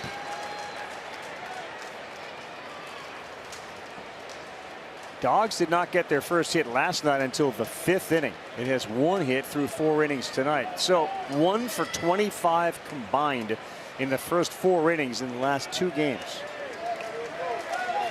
Hard to believe this offense can be stymied the way they've been here the last few nights. Shout out to the freshman pitching from Oklahoma that we have seen. 1-2 will not elevate. How good has Oklahoma's pitching been? 3 runs for his 2.5 games at this College World Series. Only 4 SEC teams have allowed 5 or fewer in their first College World Series games. They're keeping good company. End of the bat, left field, should be an easy one for Brock, and it is. Archimone retired. We've talked plenty about the freshman Nick Weslowski. I think you also have to remember, too, he's making his 2nd start of his career. Watch him control the glove side fastball. And that's been the key. I mean, in this era where we're talking about guys throwing 96, 97, living off the fastball, he's 90 to 92 the whole night. He has thrown it in the zone. He is elevated when he needs to. That's their freshman so far in this series. 18 2/3, 10 hits. 2 of those 3 games are against the best offense in the country. Yeah, this one is hit well into the gap, going over, and it's not going to be able to make the play as walk. It bounces off of him, and with that, Colby Branch's got his first hit of this College World Series, and he is at second base. They're playing super deep, KP, and when you're playing that deep, you're going to have some decisions that can be kind of awkward. Do I want to dive for a ball? Do I not? You see Walk track this baseball. Looks like he's thinking about a dive, then decides late not to. That ball has a little side spin on it as it grabs and kicks past him. And I think, you know, maybe a little bit of a late decision whether to go all in and go all out for that ball or to back up and play it off a hop costs him. And Branch takes an extra base. His 19th double of the season. Is this the wake-up call for the bats? Ryan Black hits 9th.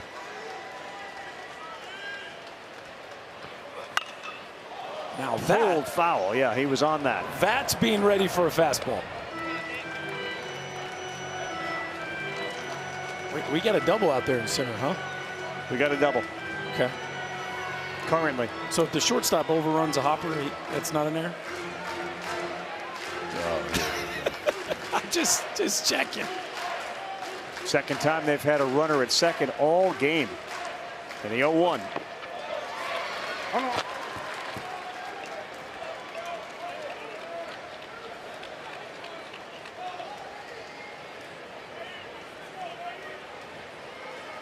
Well, Oklahoma has used their legs to score a lot of runs through the course of the season, 126 steals. So obviously Georgia hasn't really relied on that because they've hit balls over the wall. 72 stolen bases this season. Colby Branch out there has only 4. But a good base runner on a 1-1. Good pitch there from Weslowski. It's 1-2 to Black. Does it feel like they need a run here? It definitely does. Yes.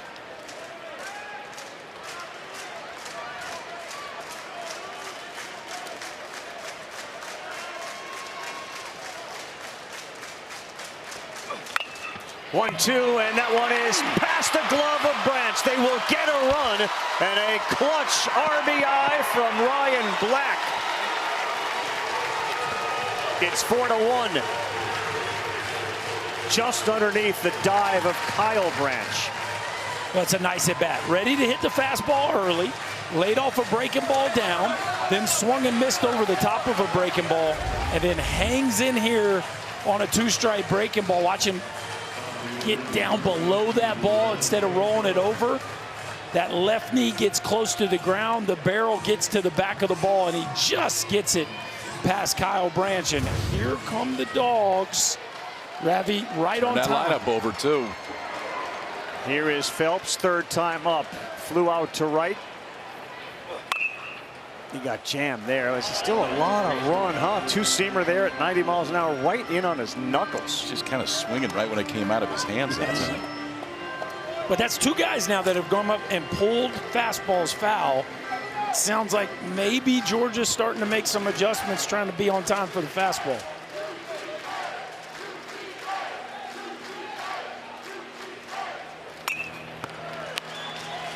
Looked late on that at 89. 0-2. We got a little action now for the first time tonight in the Sooners bullpen.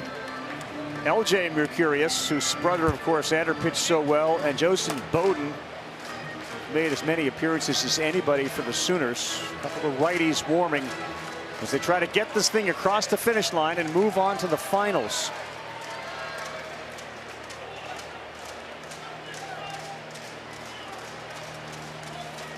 Two strikes, and they set up outside. That's a little high on Phelps.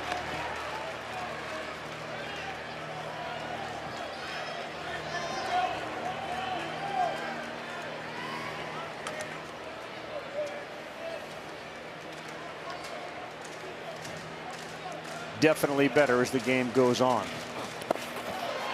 Boy, the chance was like Salvador Perez, like a mattress back there. I mean, that thing just stuck to him. Stuck. Couple catchers doing a nice job back there tonight. Look at him get around that ball. You're right. That ball just sticks to him. Like he's got Velcro on that chest protector. Phelps looking for a big two-strike hit.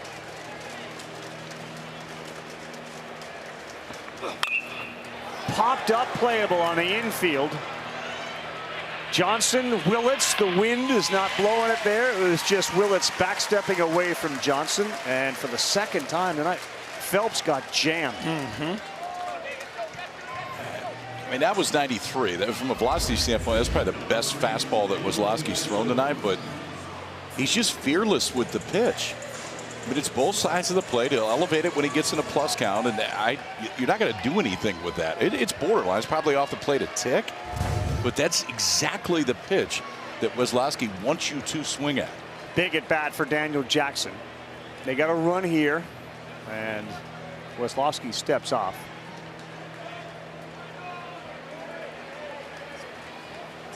Likely Golden Spikes Award winner. He's a finalist. Jackson with massive numbers. Big swing there, and he came up empty.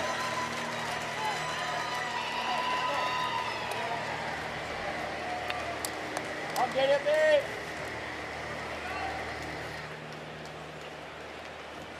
The former high school quarterback in the state of Texas, Wislowski, against one of the better hitters in college baseball, locked him up there with a breaking ball. Yeah, that one made him buckle. You see DJ's upper body kind of go vertical there as that thing took a nosedive as it got to home plate. He's got a homer here. He hit it 447 feet with 2 strikes. Challenged him up top. Did he go? They do not even appeal. Home plate umpire said yes. Jackson was looking for an appeal. That's strike 3. He's gone. And we will go through 5 innings with Oklahoma leading it 4-1. Well, the Dogs get one. In a spot that it looked like maybe they could get a few more. Daniel Jackson, did he go far enough around? Yes, he did. Punches out right there, but Georgia's on the board.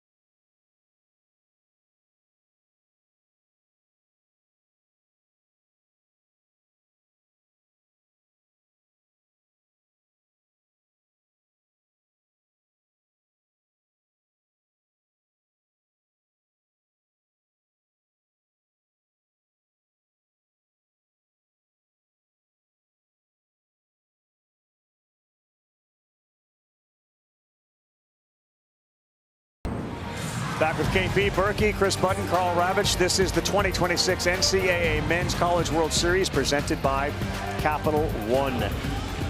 Well, the wind was howling out. The wind has definitely calmed down a little bit as this night has worn on. We go to the final 4 innings, and Oklahoma 12 outs away from moving into the College World Series finals with North Carolina. They'd like to add on to a 3-run lead, and a first pitch strike from Matt Scott to one of the home run hitters tonight, Trey Gamble.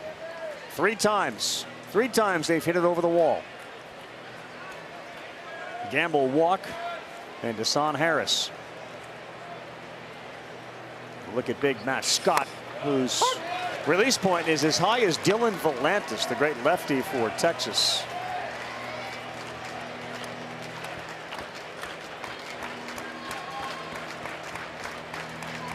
Working with a little more pace.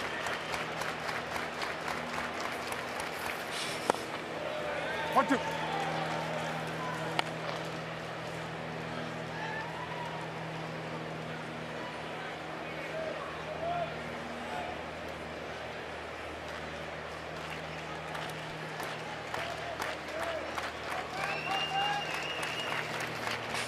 Ball. DJ not happy about that one. No. He did After he got rung up on the check swing, then he doesn't get that one, the bottom part of the zone. And He's letting Linus Baker know about it too. Yeah, he's got a solid point there. That one looked like it caught the bottom. 2-2, hung one up in the zone that's fouled off.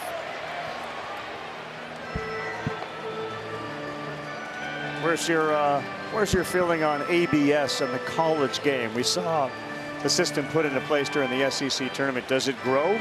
I would love to have it. I just think the issue is going to be, are there enough places around the country that from a financial standpoint can spend the money to do it? So it's not something you just see in the postseason. That's what would concern me. Because you can't just do it here. Yeah. That doesn't feel right. Yeah, it doesn't. I mean, it feels and like you can't just have one league do it during the regular season and then do it here. That league that's can what I'm saying. choose to do it on their own. Exactly. If the league wants to do it, so be it. But it feels like it has to be more uniform before you introduce it here. I would love to see it. I think it's a good thing. 3-2 pitch. Back up the middle, and Gamble has got his 3rd hit of the night. The designated hitter came in 1 for 8. 3 big ones tonight, including the homer. And that 2-2 pitch now comes back to haunt Matt Scott and the Dogs. Borderline strike 3, called a ball and allowed the at-bat to continue and Gamble to get on. Oklahoma's got the 3 homers. They've got 7 hits in this game. And they have moved them around this lineup very well. Here's Brock. He's got a couple of those. There's a strike on the corner.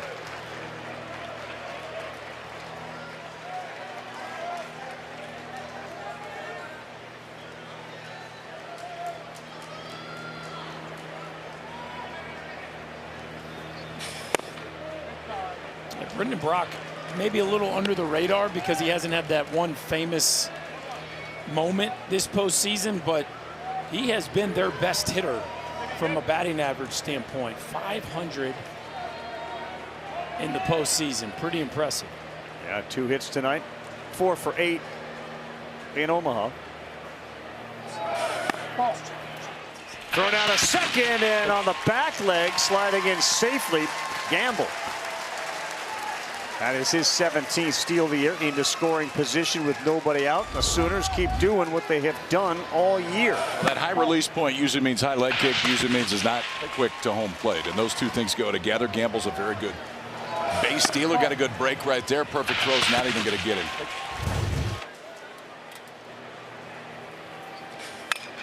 Brock elevates one deep to left field. This one is got Ishikawa on the track. He makes the play. Gamble goes to third, and the throw not in time. So he's 90 feet away with 1 out. Love that base running right there. As soon as that ball leaves the bat, one of 2 things is going to happen. That's either getting out of the ballpark or it's going to be caught. And Trey Gamble did a nice job of just hanging out close enough to the base that as soon as he saw Ishikawa camp underneath it, he can tag up. And now so many things that Oklahoma can do here with Deshaun Harris. Don't let a safety squeeze fool you here if you're Georgia defense. The infield has all come in across the diamond for the Bulldogs. Harris swings wildly at a breaking ball from Scott. Guys are talking about maybe a safety squeeze or something. Deshaun didn't squeeze anything except the baseball over the wall his last time up. Only his 5th homer of the year. Little Kenny Lofton in that movie. Yeah, out there. Yeah, I like that. Gamble is at third base.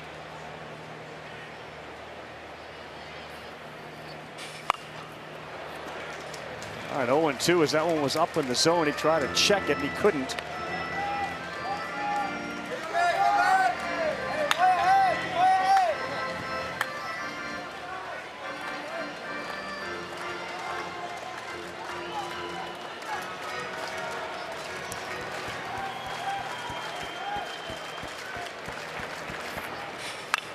Oh, 2 and a high chopper fielded, no play at home. They get the 5th run.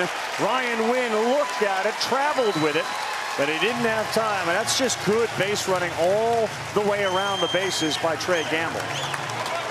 And the right decision, too, by Wynn on that one. You're not going to get him at home. I mean, Gamble can run on that spot. It's not hit hard. If it is hit hard, he's out. But not hit hard. He's got to take it on 2 hops. And a good decision just to get that out, but it adds another Sooner run. Tell you one thing, a former walk-on, Deshaun Harris, is having a big impact right now on the Sooners in this game. Their lead back up to 4. Swing and a miss from Taki. Yeah, I was there.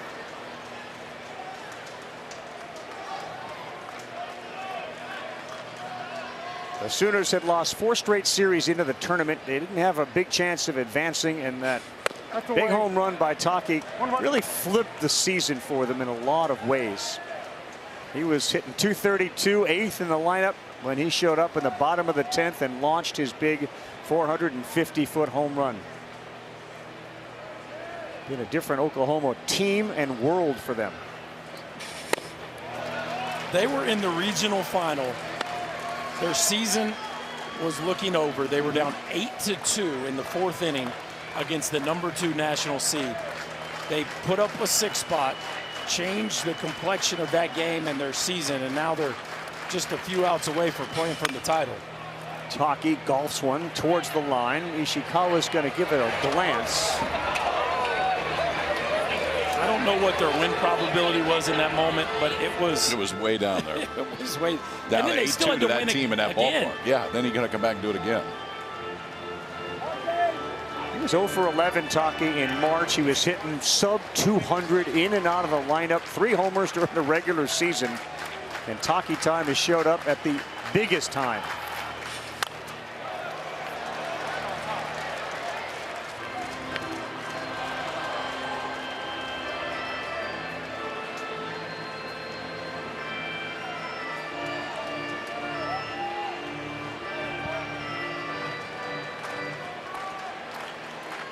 There's mom, Christy Gilpin, nearly every game with that Taki hat on. Swings wildly at one, frustrated. Nearly got Jackson in the hat with the bat, but he's okay. They are down by 4. You got Luho, you got Hudson and Ishikawa, 3, 4, and 5. It's go time for the Dogs.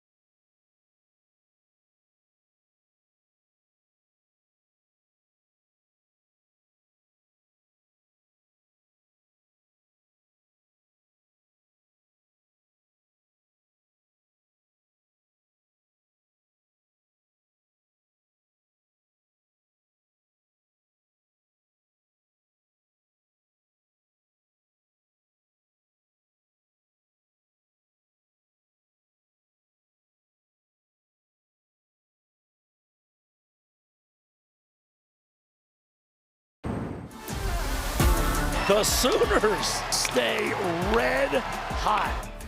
No matter who you face, I mean, you can put the Yankees in front of me, I don't mind. That's just kind of the team dynamic we have and finding a way to win every game. Safe is the call. The Dogs do it. They survive to play another day. Yeah, right now one team's feeling a lot better than the other in spite of that survival effort from the Dogs last night. They are back up against the ropes tonight. And again, it's another freshman who's got him there in Nick Weslowski, who's been outstanding. Luho steps in. He has seen 2 pitches tonight. And he doesn't swing at the first one. He has flown out to center and left field.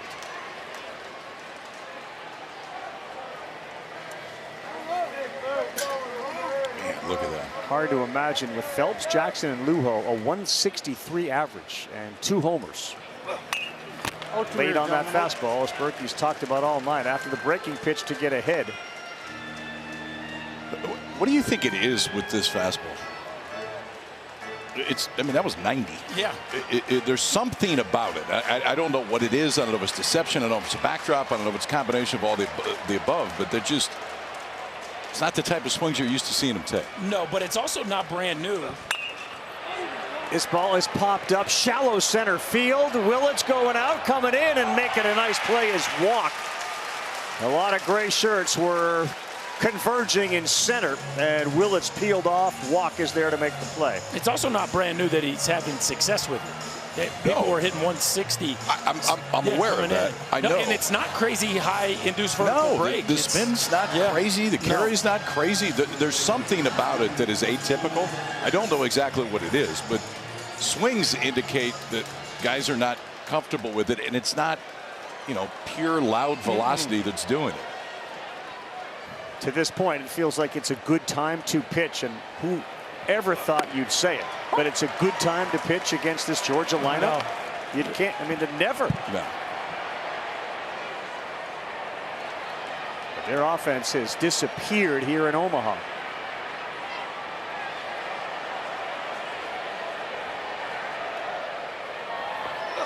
Away. So we're in the 6th inning. At what point does Skip say to Nick Weslowski, hey, great job. You did what we needed you to do? I think it's just pure eye test right now. Whatever the eyes tell you. Race, that one is down. Heading over there is Harris to cut it off before it gets to the corner. And Hudson is aboard. Hard single at 109 miles an hour off the bat. Hudson's now reached base in all 3 trips. Certainly doing his part for this Georgia offense. A fastball one down, KP, one that's finally more in the bat path of some of these Georgia hitters. That ball is smoke, but the speed of Harris cuts that one off. That ball seems to be a sure double when it leaves his bat, but Harris cuts it off and keeps it to just one. Here is Ishikawa up again. Flew out, lined out to second. Swings wildly at the first one. Ishikawa started his baseball career at Asia University in Tokyo. He then went to Seattle University. Born in Hawaii, raised in Japan. And a 6th-round pick of the NPB, the Oryx Buffaloes. He may end up going back to play professionally. Challenged himself, leaving Seattle, transferring to Georgia.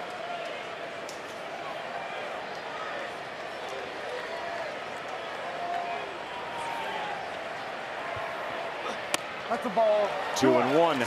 His parents live in Japan, made the 15-hour trip, Noriki and Denise, to get here to see their son play with the pretty sweet Sour Power hats. They made a layover in Minneapolis, then came down here. They said they've never been to Nebraska, but just like most people that come here, have fallen in love with it. We don't have the direct to Tokyo quite yet from the Epley. The Epps doesn't that get one's you. not there quite yet. No. You got to stop somewhere. Mini is where you go. Maybe when the Ep construction is all finished, you'll be able to jet all across the globe. Work in progress. As has been the Georgia offense through the course of this World Series, surviving last night, losing a heartbreaker 4-3 earlier in this series to the Sooners, and down 5-1 here in the 6th. Hudson at first, the next one. Ishikawa looks at 3-1. To your point, you were talking about Wozlowski, how long can it go? His only start of the year was his last time out against the Citadel in the regional. He went 105 pitches in that. So, I mean, he has been stretched out plenty. Now this next pitch will be his 84.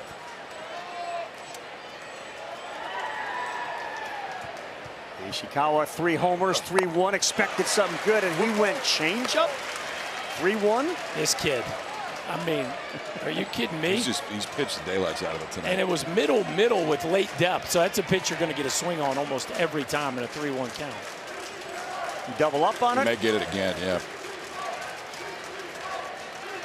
Ishikawa's been caught on his front foot a lot. He golfs this one to right field. Harris going back, leaping, makes a great catch at the wall and throws it back in. Dynamite, Dasan Harris, have a night. I mean, this looked like he went down and golfed it, and it had a chance to carry out of here. Even though it was an awkward swing, you could tell he caught it flush on the barrel. And another changeup that kind of cuts in, and he drops the head on that thing. And I think Ishikawa thought, maybe I got this one. Dasan Harris playing deep to start with, length and athleticism. And boy, is he having himself a day out there in right field.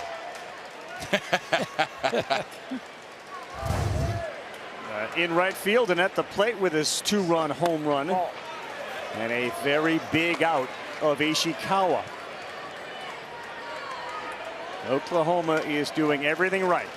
They are hitting the ball over the wall, which they've done a lot. They're running the bases really well, and they're getting a heck of a start from another freshman in Nick Wozlowski. Well, the anatomy of a comeback is the opponent has to play along a little bit. And, you know, it just isn't happening right now for Georgia. If they're going to come back in this ball game, feels like they're going to have to earn every run they get. I mean, look at that. Over 80% of the innings so far in this College World Series are by freshmen for OU. 2-1. Still throwing hard, 2-1. And this freshman, to your point, has walked one and hit one today. That's it. Those are the only freebies.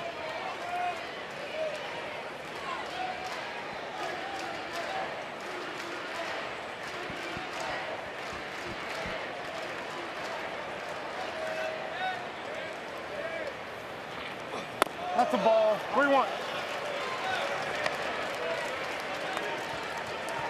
So 3-1. Last hitter, Ishikawa, changeup, swinging strike. He's got Wynn here, who has struck out twice already. That's the way. and he ends up walking him. So 2 aboard for Jack Arcamone.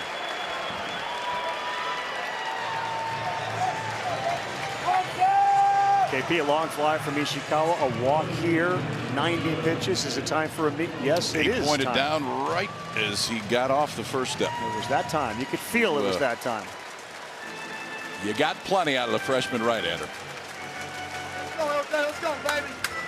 Come on, LJ. It looks like the other Mercurius brother, LJ, is going to come in here with 2 down, 2 on in the 6th. And there was absolutely no fear on the former Texas high school quarterback, Nick Weslowski.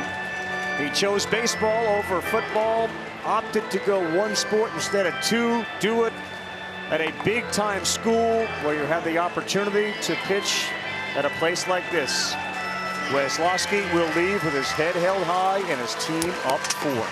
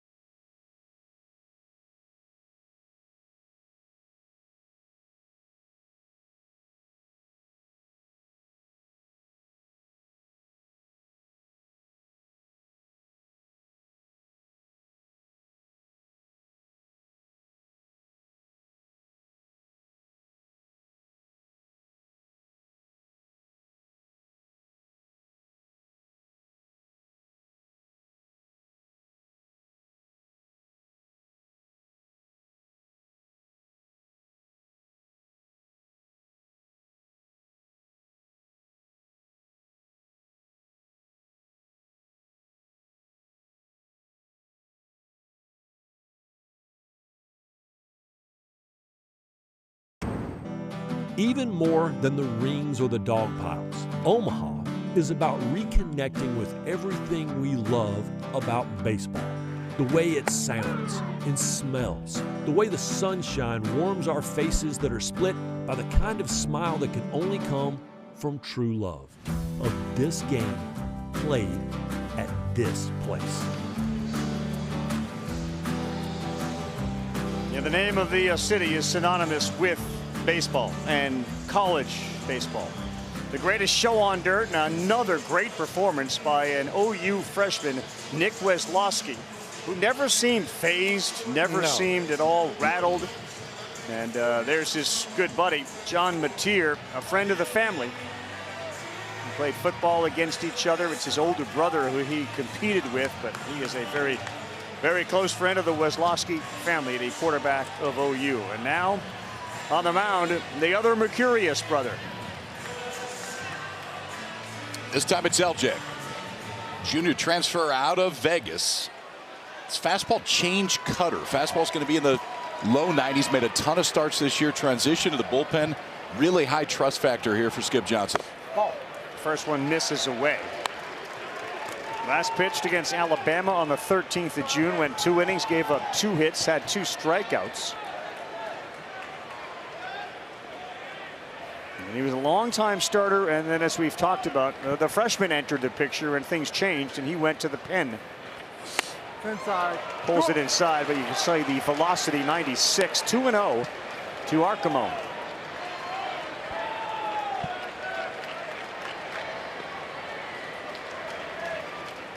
The Dogs are looking for that big hit. They are 4 for 25 with runners in scoring position in the series. Oh boy, he got jammed, a slow roller. Who's going to get to first? Nobody, as it's dropped by Taki, and the bases are loaded. Difficult play for a left-handed first baseman. He's going to try to, in a football analogy, flip it. Yeah, it's like an option pitch almost right there when he gets it. You just can't get it out of the glove. Yeah, trying to go with that backhand pitch here is the check swing on a slider, ties up Arcamone, but it ends up in no man's land, and Taki comes in, charge it. He's going to go backhand flip, can't get it out of his glove. And we talk about the opponent playing along a little bit, boys. There's a walk. There's an E on the first baseman, and this is the first real mess that Oklahoma has found themselves in. But it's with 2 outs. That's right. It's still going to take a swing right here from Colby Branch, who took a good one his last time up. He did. He doubled his last time up, and we have looked like they were mentioning to Mercurius about waiting for eye contact. Remember Georgia last night, how they got their runs on a ball that was caught, then dropped, and a seeing eye single through a shift.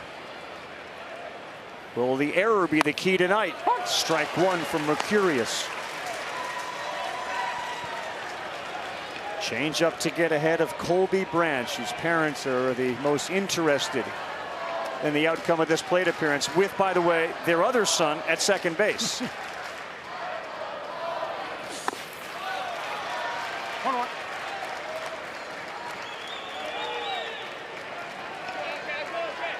Well, the home run ball has come at opportune times. They've got 8 of those. Ole Miss as well. And Branch is a home run hitter. Is this his moment? That's a good take and a comfortable one to go 2-1. 2 changeups in the first 3 pitches. It's his best off-speed pitch. And obviously he'll throw it to right-handers and throws it a higher percentage to left-handers, but still will throw it plenty of right-handers. But now finds himself in a 2-1 hole. 2-2, gentlemen, 2-2. What a perfect pitch that was. 95 right on the edge. You guys said it when they got one, it felt like they needed it. Here you are with the bases loaded, getting late in this game, down by 4. LJ Mercurius ready on a 2-2 to Colby Branch. Bounced it, and it's full with nowhere to put him.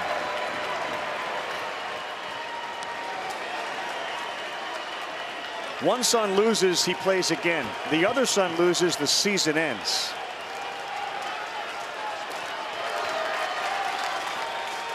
And here we go.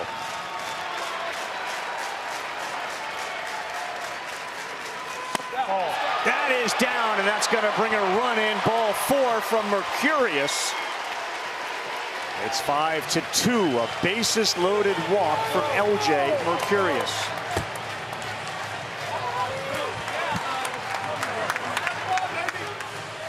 Hudson has touched home. You said it earlier that it may take a little bit of help to get something going. Well, they got the help, and now they got the help on back-to-back hitters.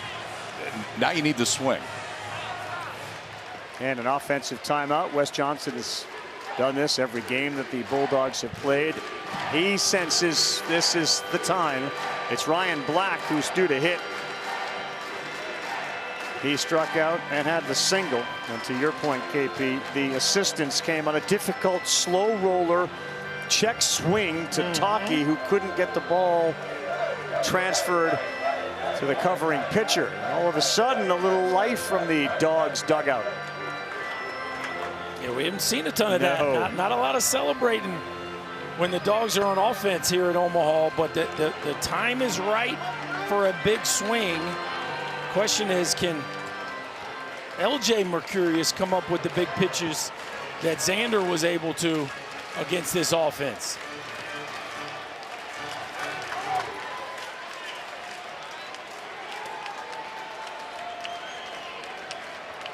Ryan Black is 1 for 6 this season with the bases loaded. But Mercurius isn't finding the strike zone. It's 1-0.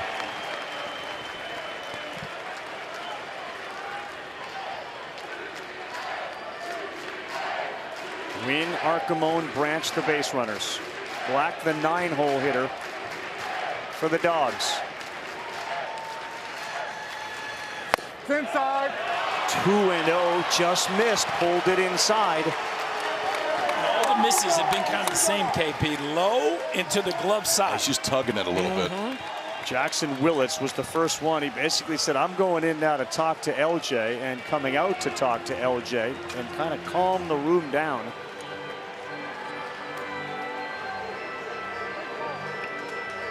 Now, this is an interesting decision for the Georgia offense.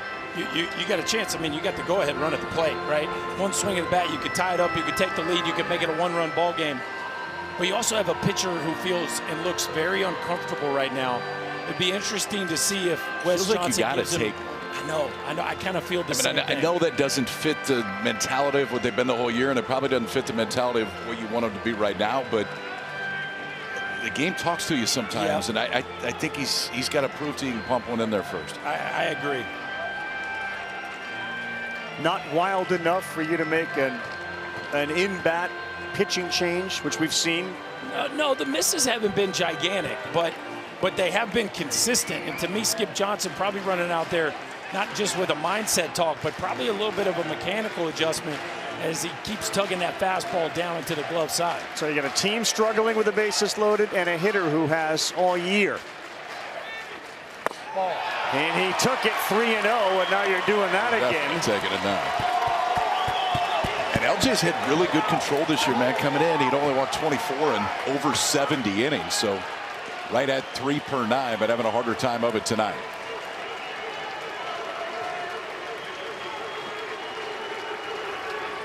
Inside. Inside, ball 4. Close, but back-to-back walks. It's a 2-run ball game. Still 2 outs. Still the bases loaded. Well, we've officially reached the opponent is playing along, and now it's a matter of can Georgia really put the exclamation point as this ball is inside. Ryan Black trying to send a message, and Oklahoma has definitely opened the door now for Georgia. Let's see if they can slam it shut here with one big swing of the bat. Trey Phelps is a little better. 3 for 10 with a grand slam with them loaded. Boy, he's struggling, man, right now. He goes 2-0. You got to go get him.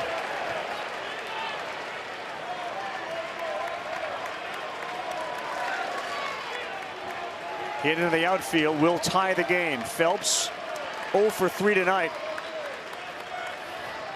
7 consecutive balls. That's in there. Throw to third, and it hit. It hit the runner, Arcamone, and that may have been a big break for Oklahoma, because I'm not sure that Camden Johnson could see it once it got lost in the runner's uniform. Yeah, you're risking a lot with this play right here, especially with a right-handed hitter up. Ooh. 1-1 to Phelps. Yes, on the corner. He came back with back-to-back changeups too, so was having a hard time throwing strikes with the fastball. Gets the count back to 1-1 with the changeup, then comes back, throws the exact same thing again. Is Trey Phelps ready to meet the moment, or will it be Mercurius? On the ground, fielded cleanly, went to tag the base runner. Oh, it looks like he's called out of the base line. That's going to be the 3rd out. Johnson opted not to throw to first, but instead to tag the runner, Branch. It's 5-3. We are through 6, and the ball game is back on.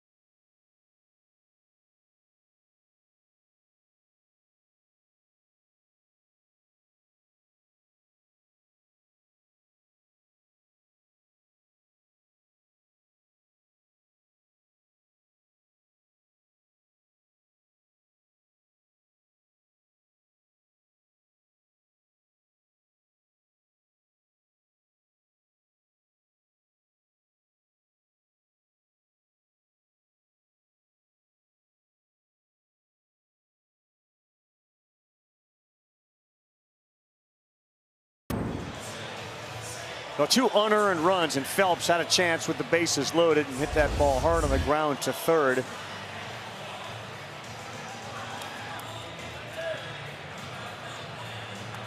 There you go, KP. Times you got to do it. I don't think you ever did that, but a lot of other people did. I had some arguments with trash cans in my day. Frustration for Phelps, but a new ball game here as we go to the 7th inning. Don't forget, Georgia, the home team tonight. So we're in the top half, and it'll be the bottom of the order with Kyle Branch. Scott's been good since he's come in, and he needs to put up another 0. That's away. First one is outside. Georgia will have 2, 3, and 4, meaning Daniel Jackson to lead off the bottom of the 7th. Last time that Georgia scored a run prior to last inning, they got 1, and then there was an answer from Oklahoma. They got 1 right back. 4-1 became 5-1, and that lead grew to 4 again. Can they answer what the Dogs just delivered?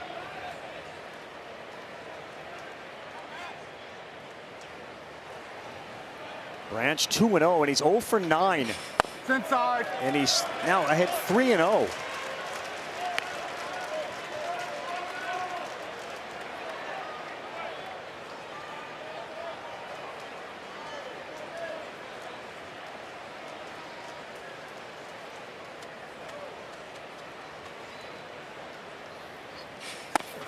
That's a tough spot.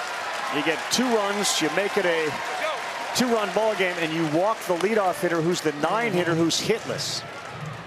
Yep, not how you draw it up there, Ravin. Now you got to deal with the top of the lineup and all this speed that the Sooners bring to the table.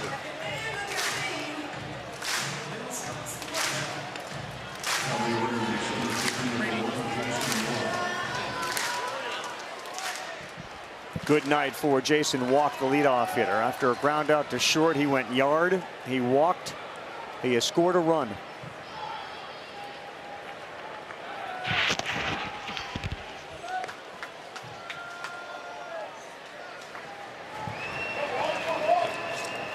Branch is not a very big threat to steal a base. He's only got 4 of them. But again, you see the impact of a walk and what it does to the rhythm of a pitcher in Scott. Lands that one.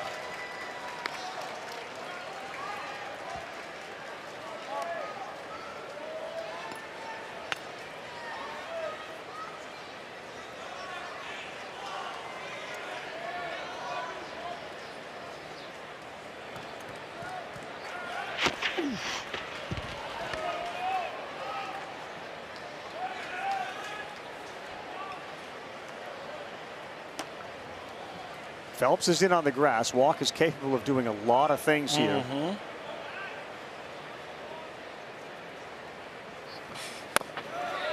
And now he is behind 0-2.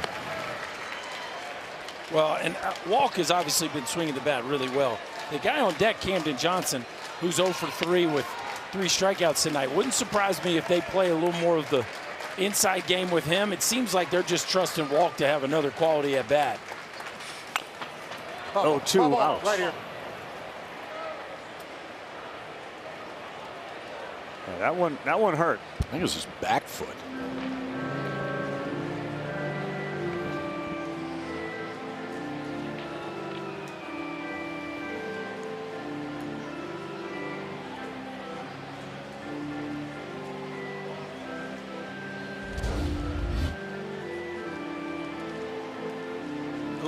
His knee. Right on the bone of the knee. I don't see that one. No, the back knee, you don't see that very often. And as he tried to walk it off, he obviously had a real hard time putting pressure on that knee.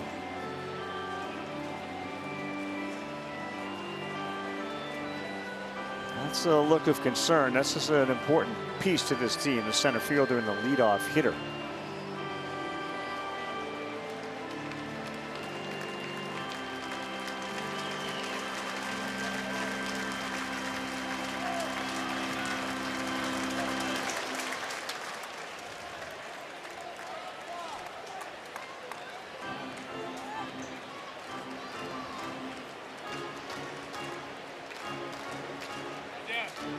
KP. You throw a slider, guy fouls it off his leg. You So go the right exact back to same it. pitch. Yeah. Especially 0-2. I mean, you try to just wrap it around the back foot. This has been arguably their hottest hitter. He now got a 20 straight reached base streak going. He's looking for his 16th multi-hit game. He has been on fire lately. But behind 0-2 with Branch on first, doesn't offer. Still in some pain. They went the opposite direction. Tried to freeze me fastball on the outside edge. I would imagine maybe right back to it here.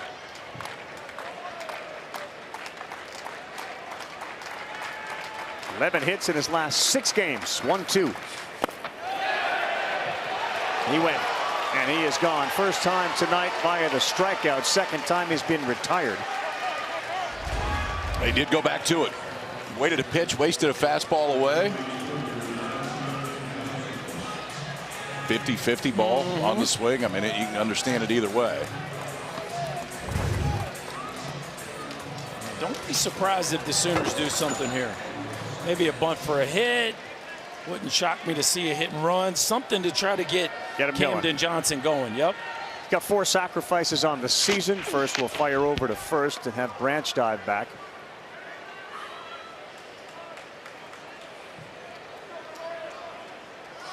Oh for 3 tonight with the 3 punch-outs. Has had 3 hits in his last 3 games, 1 in each. That ball was up. This ball is hit to left field. Ishikawa drifts, stops, and is there to make the play. The wind has almost come to a stillness that we haven't seen really since we've been here, but it is barely moving the center field flag, but that ball didn't have much carry to it.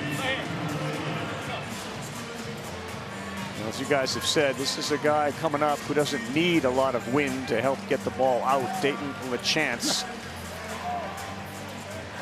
The Big Maple. 6'5" out of Sherbrooke, Quebec.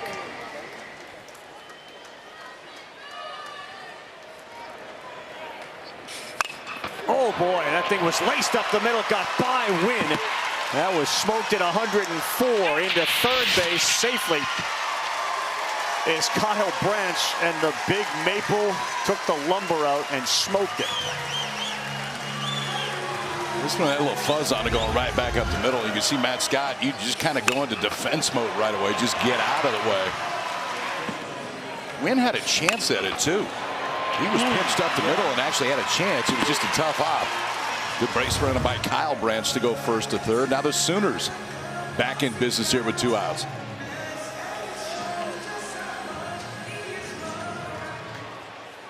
It brings up Jackson Willits, who has struck out in all 3 plate appearances. That's rare for this guy. He is the cleanup hitter. Came in 5 for 8, 0 for 3 tonight.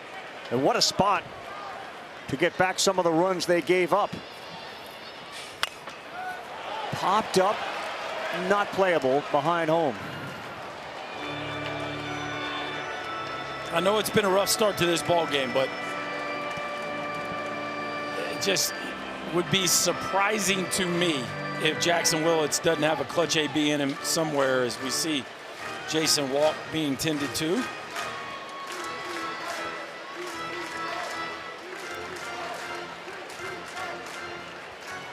It's hard to wrap the pain away on that one. Yeah. Willits had 2 hits his last game. He has envisioned this moment a billion times, but he swings wildly over a tight slider from Scott, and it's 0-2.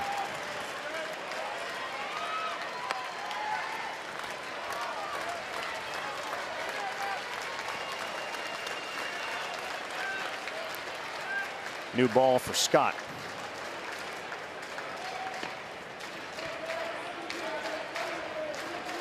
Coming into the tournament, this guy Willits had 48 strikeouts and 37 walks. And he's a disciplined hitter.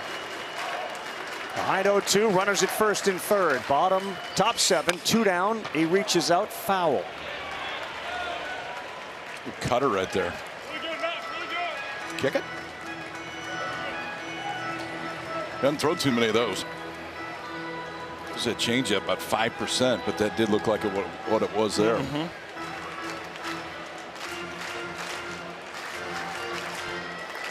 Slow heartbeat for Willits. Good numbers with runners in scoring position.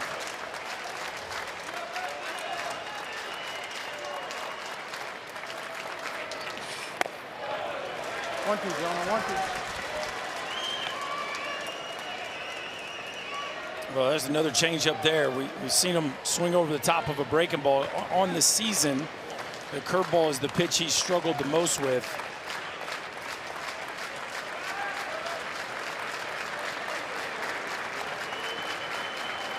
Scott's 62nd pitch out of the pen is roped into right field, and Willits has come through. Branch is in. LaChance goes to third. The ball kicked around out there, but they will hold LaChance at third. And you knew he was due, and Jackson Willits brings in some insurance.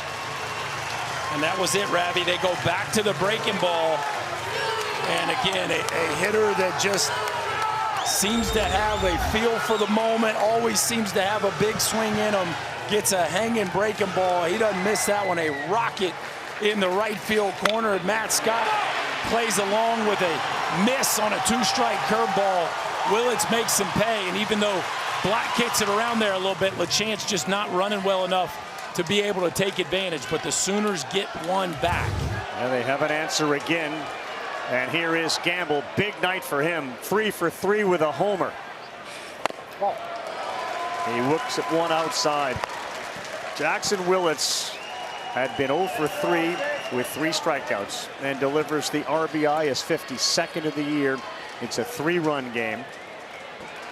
And 2 in scoring position for Gamble, who they have not retired. And that's a swing. It's 1-1. You know, Skip Johnson has just shown us he does not want to run for LaChance. But, you know, that's a situation right there. Pretty much anybody else in the game right there. Yeah, they score easy.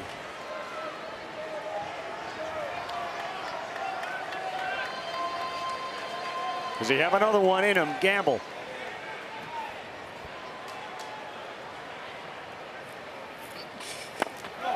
Did he go there? Yes, he did, and it's 1-2.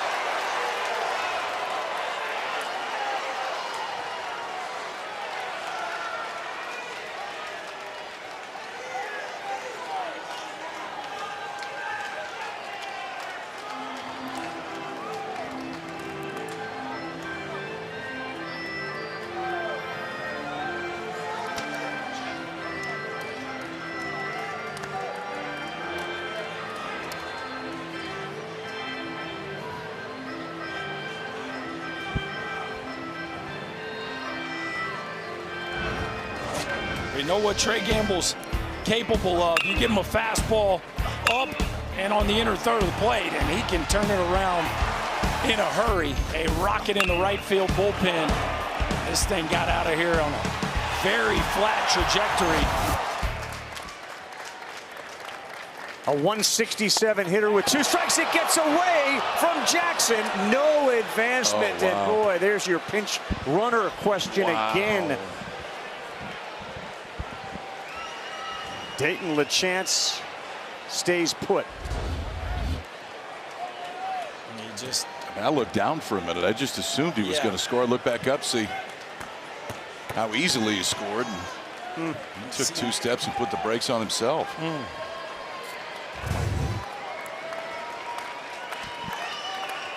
Gamble's got a chance to bring him in a more conventional way. And that thing hung up there a little bit, and he fouled it off. That was a similar location to the one that Willits hit just a minute ago, too. When it's down, that's where Scott has got to swing and miss. When it's up like that, that's where they can do some damage. LJ Mercurius is firing himself up to come back out in the bottom of the 7th.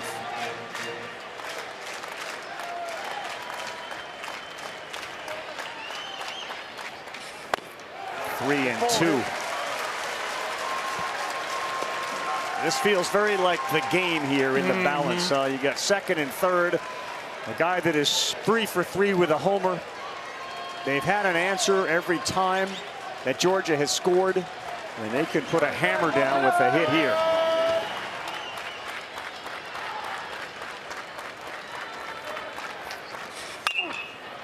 ball's popped up. Going back is Branch, still going back. 3 converge, and it's Ishikawa whose voice was the loudest to make the play. Jackson Willits about face, 104 miles an hour, elation from his buddy Gamble, celebration when he got to second base. They lead at 6-3, and the heart of the Bulldog order coming up. Jackson and Lujo when we come back.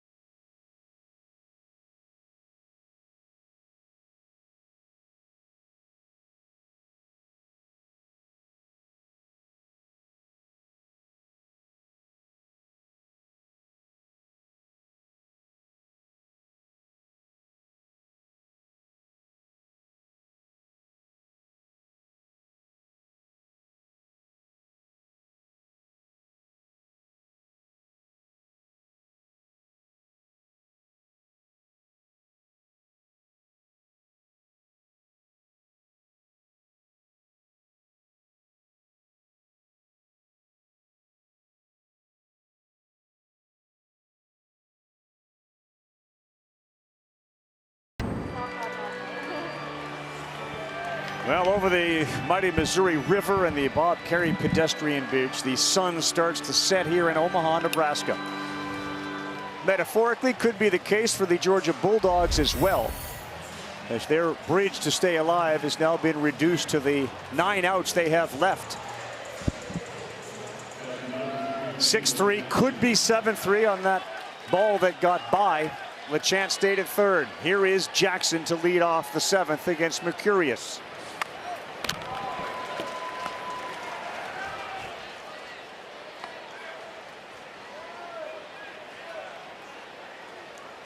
Oh, and 1, a little bit of a gift from Jackson there. Yeah, first pitch changeup that was 8 inches off the plate by the time it got there.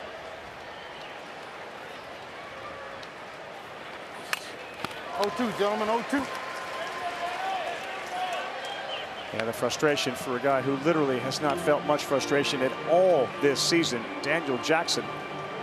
Younger brother Xander looking on at LJ, the UNLV transfer, and all of a sudden those looks go back the same way. 5-3 and 6-3 feels a bit different. 0-2, center field, smoked, but right at the center fielder, and Jackson retired. Well, you got to give Mercurius a lot of credit. It looked like he was destined to be out of this game with a quick hook, and Skip Johnson stuck with him, and he gets Trey Phelps. Now he gets Daniel Jackson. And, you know, if he can settle, he's been their best guy in the postseason from an ERA standpoint, out of the bullpen. And so as he settles in here, he's the kind of guy that could get him to the finish line. Lujo has been very aggressive. First 2 times up, 2 pitches. He swings at the first one here. That ball deflected by Mercurius right to Branch, and everything continues to roll the Sooners' way. Yeah, this is when you know things are going right for you tonight. Because, I mean, listen, he made a good pitch. I mean, he gets Lujo all the way out, but this ball could have ricocheted. It could have gone a ton of different places, but it just goes right through his legs. Then pops up off the mound, so it gives Branch as good of a hop as he can possibly get at second. That hits him in the leg, goes one way or the other. Lujo standing on first base. Instead, there's 2 quick outs. Hudson's had a good night. He's reached 3 times, once with a walk, then hit by a pitch and a single. They stay down and away.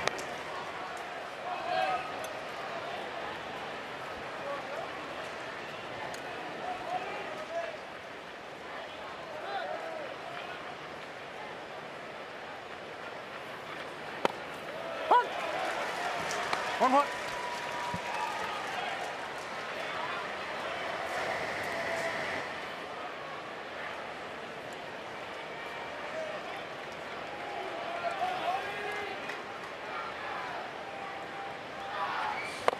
Yeah, he had to go after that on the one prior was called a strike, and it's 1-2. He's leaning on that changeup now. Gets a left-hander's good run.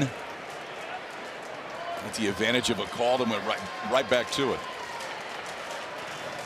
Another one of these guys that played multiple sports growing up, chose baseball, and LJ with 2 down and 2 strikes doesn't get a chase. Is that the first breaking ball we've seen? I feel like it's been all fastball changeup. One when he threw one his first inning.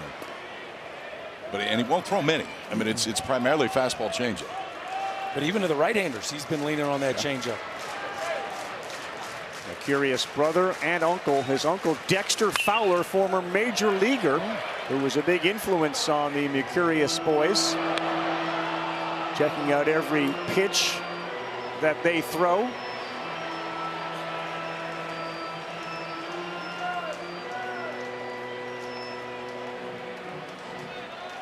He's an all-world guy, and you can appreciate what influence he would have had as an uncle over the Mercurius brothers. Fowler, 2-2 on the way to Brennan Hudson. Fastball inside corner, strike 3. That's a determined Mercurius brother for the second straight that we have seen Oklahoma look awfully impressive. They just kind of rocked him to sleep on this one, too. A couple changeups, goes off speed, and then just rips 95 right on the inside part of the plate. LJ smelling the finish line right now, and the Sooners lead it by 3.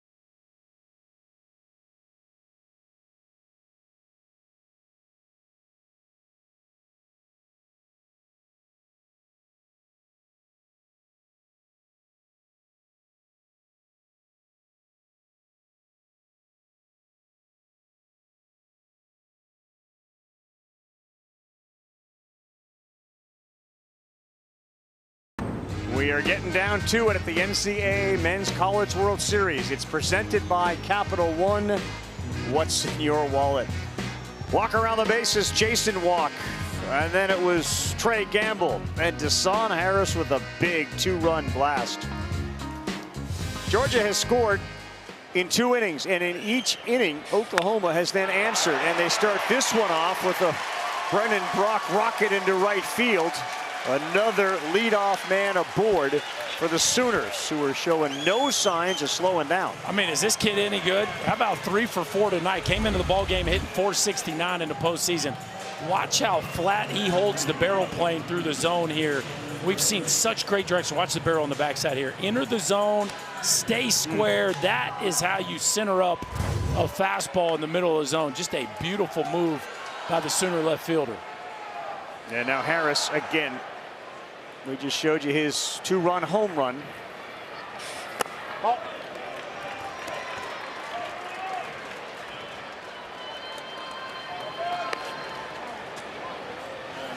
You're looking at an Oklahoma Sooner team that took down Georgia Tech and now is on the verge of taking down the Georgia Bulldogs. There's going to be some activity here. You got 27 bags standing on first base. Deshaun Harris, the ability to control the bat. He can really run They're not going to stay put during this at bat. He goes. Jackson's throw. No. Did he have the bag? Yes. Steal 28 for Brock. In the scoring position. Old school fake bunt steal right there. Keep that bat in the zone a little bit longer. See if you can keep Jackson back just a tick longer. Peek right there. They're going to challenge to see if he came off the bag. I don't think that he did.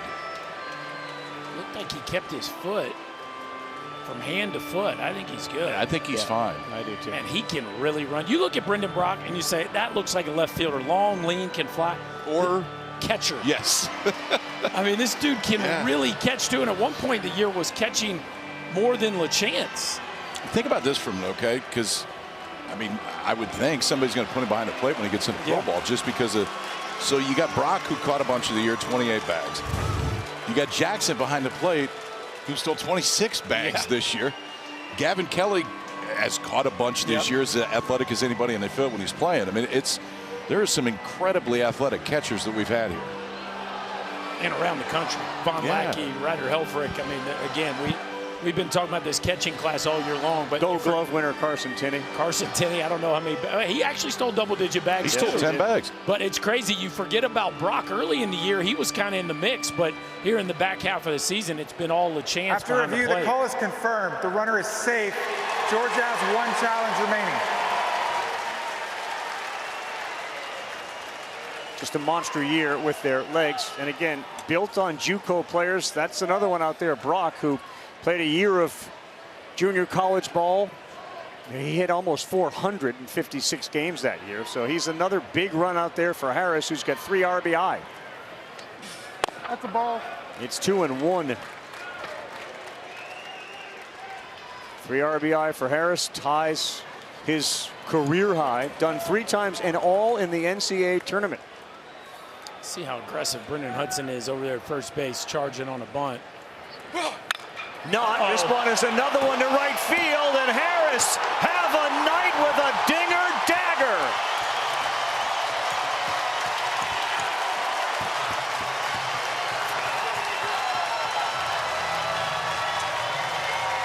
Two homers, 5 runs batted in. Desan Harris, and a big step towards the College World Series finals.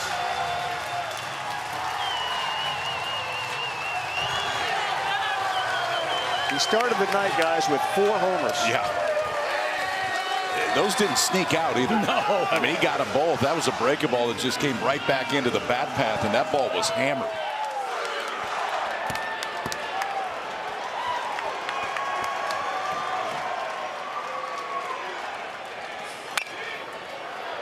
Popped up. We'll have a chance here, it looks like, for Jackson. He's still going over. Oh, boy, I don't think he ever saw that ball. And Phelps was playing a bit in a shift, but an opportunity there lost to get an out. I don't think he saw it either. He never got rid of his mask. Never looked like he was running full speed. How about what Skip is doing? So they get to second base. He squares to bunt a couple of times, and then he just launches. He never gets to full speed here. He just kind of trotting. He must have thought it was out. And this one is towards the line and left with a little carry on it for Taki. Nice play in the corner by Ishikawa, who's been very good in left field. So this at bat starts. Desan Harris shows bunt. Shows bunt again. He's going to show bunt one more time. And the whole at bat, he's showing bunt, right? It gets the 2-1 count. Reggie Willits said, you know what? This kid's been swinging it pretty good. Why don't I let it rip? And my man, he slow strolls that one, and as soon as it hits the barrel, watch him check the dugout out. Boys, we're good. That one's in the seats. That's called setting them up right there. Yeah, you go back to that bunt. I mean, did you see him watch the spin on that baseball? And the next one was another spinner. That's right, yeah. I mean, he's so focused on that pitch that he took while squaring to bunt. It's almost as if he said to himself, I've seen that act before. Right now I'm going to jump the second. Dasan Harris is an incredible story as a former walk-on at Oklahoma who got a scholarship and tonight becomes the first Sooner ever to hit 2 homers in a game at the College World Series. What a story. What a story the Sooners continue to write, fellas. Remarkable. Up 8-3. Justin Bird is coming in, but every inning they've had an answer to the Bulldogs. I keep fighting back, and they keep doing this. How about 4 home runs in the night for OU? And Dasan Harris comes in with 4. Now 2 more tonight. Boys lagging on the bullpen and right. All Sooners so far.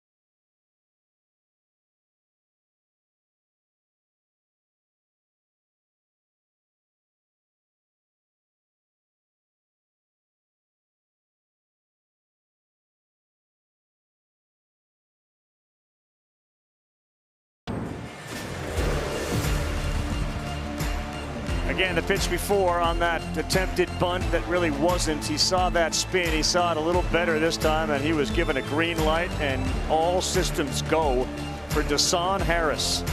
2 homers, 5 runs batted in here in a game in which if they win, they move on to the College World Series Finals, and it'll be the Sooners and the Tar Heels. They go to Bird, who threw 62 pitches last night in 5 innings of work. Here he is in the 8th with 1 out. This is asking a lot, isn't it? Yes. Yes, it is. I gave the kid credit for saying I'm good. Sure, he went through before the ball game to check with him. He said I'm hot.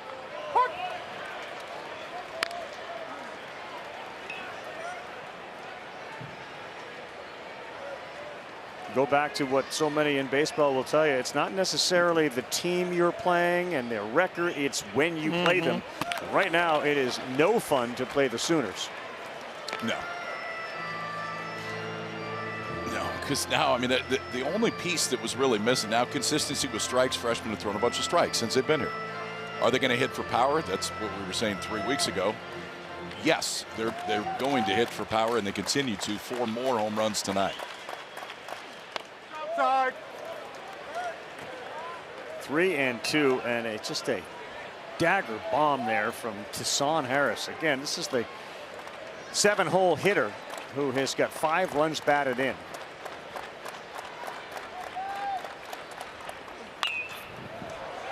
Popped up. Number 2, Jackson and Phelps. Nobody could see the foul ball.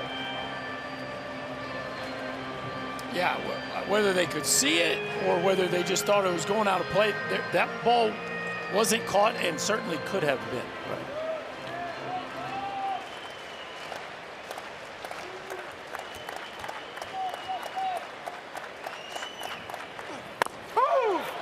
Called strike 3. Rance put the bat down like he was going to first base. And now he'll pick it up and head back to the dugout.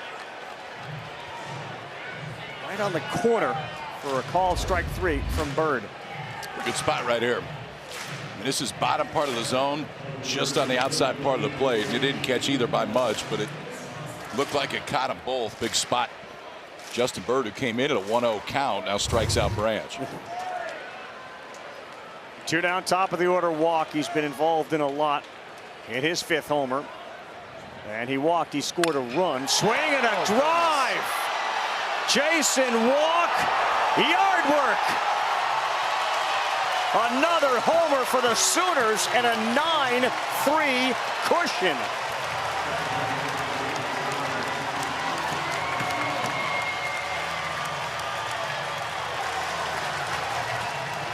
That was a smash.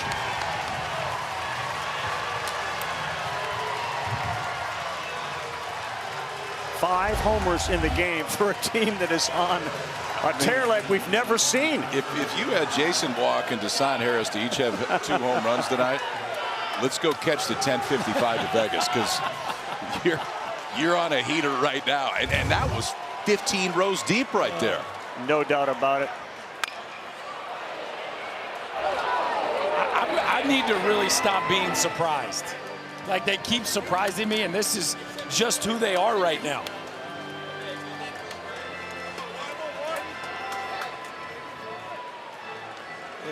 It makes no sense. I mean, they finished the year 14th in the SEC in homers, and they have more than a quarter of their season's homers now in the NCAA tournament in a 3-week span. We went from having one player in Oklahoma history with 2 homers in a game. We now have 2. Walk had 4 homers when the night began, and Harris had 4 homers when the night began. And combined, they have 4 homers. Insane.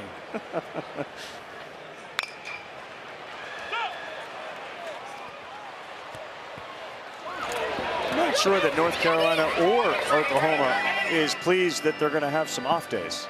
Sooners want to get right back and play tomorrow. Keep it going. I'll tell you what, though, both those pitching staffs are going to be locked and loaded. You're going to get the best that both teams have to offer. Yeah, it's a great point, which makes it one of the more exciting College World Series finals. And again, the game's not over. We're only in the top of the 8th. There's still 6 outs to go, but this team is seeing a big baseball right now, and they have been for a long time.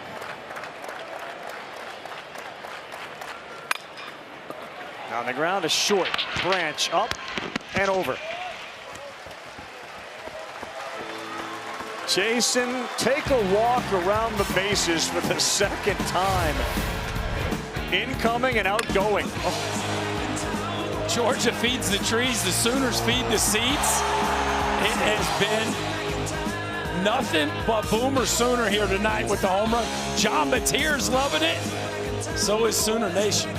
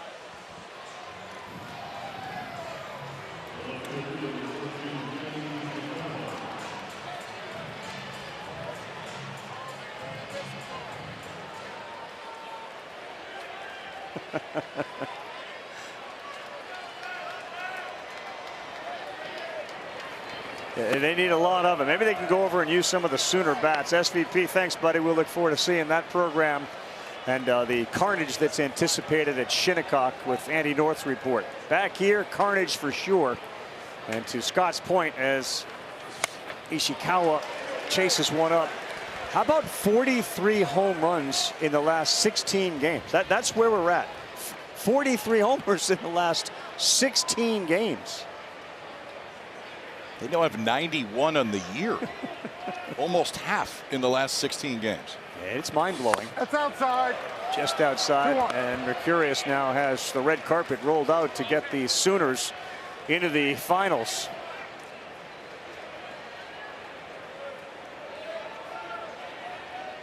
They have absolutely flipped the script on the Dogs. That's pulled foul. Again, they were down 8-2 in an elimination game where they had to beat the #2 seed twice. And here they are.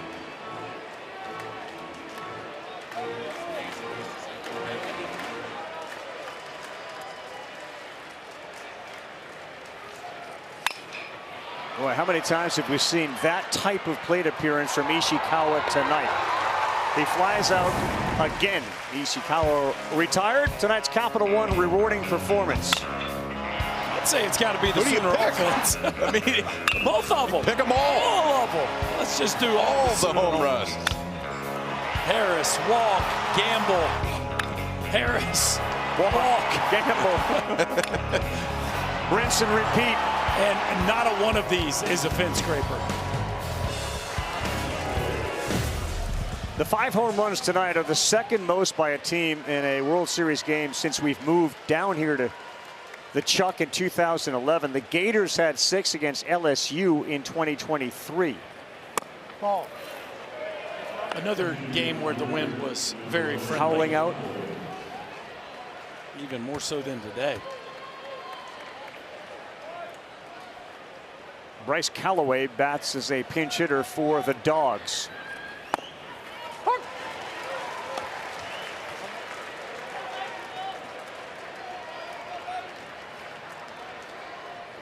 The Oklahoma Sooners have won 2 national titles, 1951, and then again on a great team in 1994. They're 5 outs away from having a chance to win another.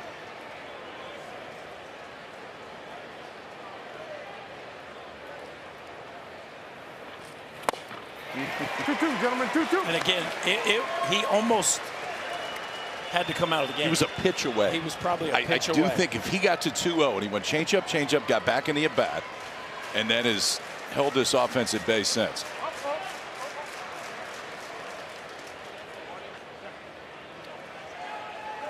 Skip Johnson has shown faith in so many of these guys throughout the course of this year, and he just trusted LJ to be able to settle in and find it.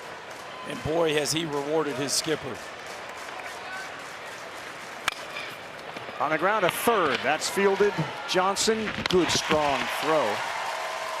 You just mentioned the word faith. You know, one of the great shots that we've had here by our great crew was when Xander was on the mound, and we saw LJ out in the bullpen reading a book. And you come to find out that the book was really all about faith and supporting his brother, right? That's the story. He was feeling anxious for his little brother, which is just incredibly sweet. And so a buddy gave him a book all about prayer and how to find peace when you're feeling anxiety. And it looked like he was disinterested, but it was anything but. He was so nervous for his little bro that he had to get to he was doing work for his brother, and support. And little bro looks like he's in a good spot. He doesn't look as worried as big bro, but what a sweet moment that was, and just love to hear LJ's testimony about that. The line of the interviews so far was, my parents raised great kids. And they're right. They did. You could tell. A Bulldog right there, who has, of course, beaten the Bulldogs. But, man, did he go out there with zero fear, just like Weslowski did tonight. Can give Johnson and Willits and the entire staff a lot of credit for the way this team has approached another powerhouse in the Georgia Bulldogs. And, boy, Mom hasn't had any reason to sit down and stop cheering at all.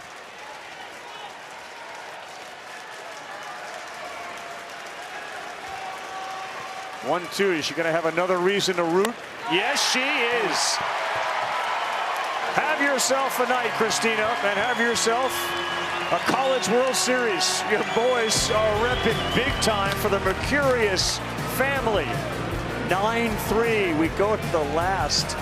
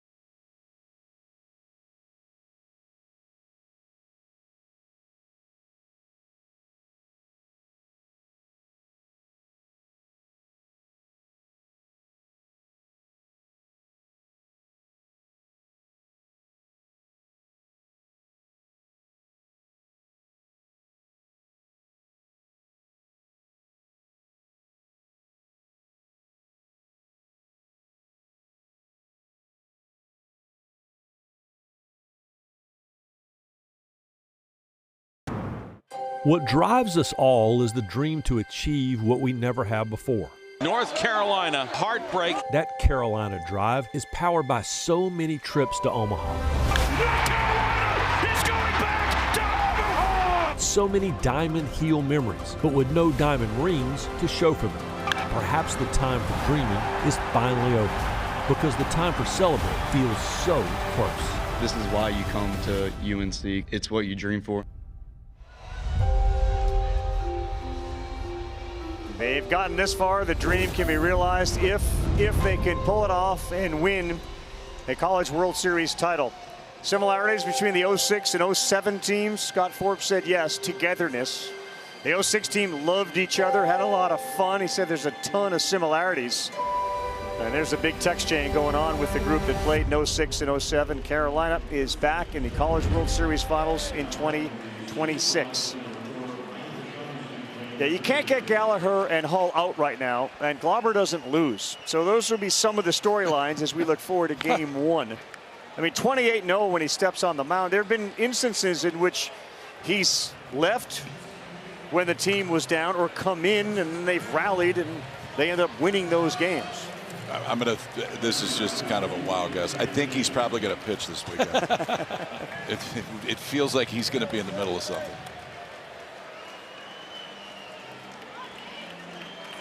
So we go to the last, and Oklahoma comfortably up by a score of 9-3. Zach Brown is now the pitcher for Georgia.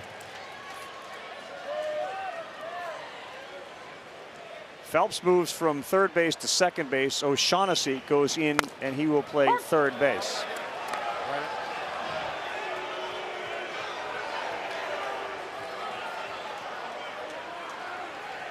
The numbers on Zach Brown.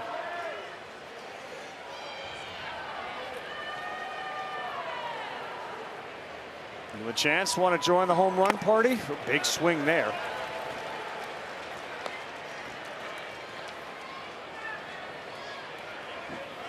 There is O'Shaughnessy. Big Mike. Phelps moves over to second as Brown takes over on the bump. They led it 4-0 after 4 innings. He reaches out, touches one up the middle, no play. Dayton's got an infield single, his second single of the night.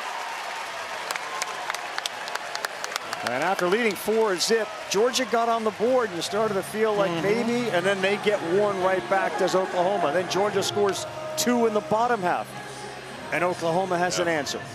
They punch back every single time.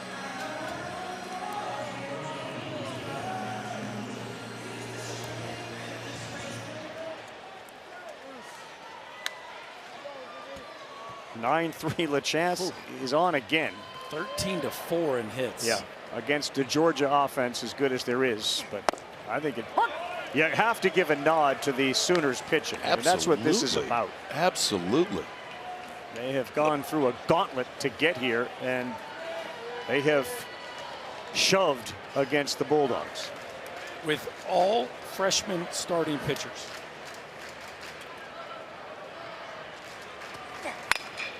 That ball smoked to left field. This one is going to get down in the corner.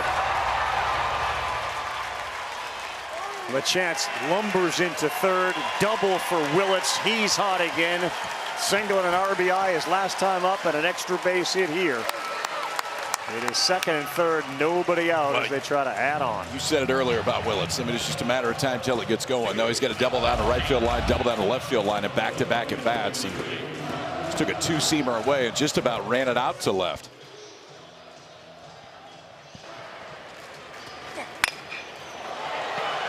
Nice job of squaring that ball and see how true it stayed.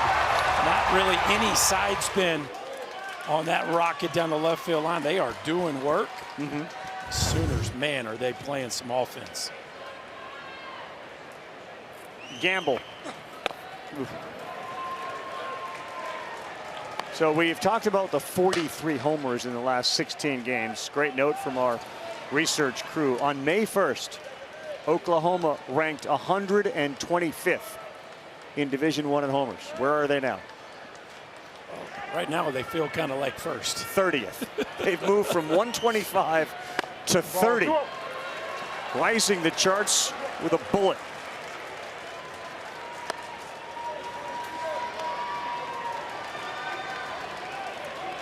No, you almost wonder what North Carolina will do from a scouting report standpoint, because you have all these big numbers. I would focus on the tournament because you gotta kind of come up with some new answers to find the holes. Oh boy, Gamble delivers. This is going to plate two. LeChance is in. Here comes Willett. Gamble now has 3 RBI on the night. It is all Sooners as they get set to move on to the finals. Doing the dirty work. They lead 11-3. Gets a changeup right here, and off speed that Brown likes to go to when he's facing left-handers. Elevated enough for Gamble to get to it. Have yourself a night, dude. Solo shot, 2 singles, now a double for Gamble.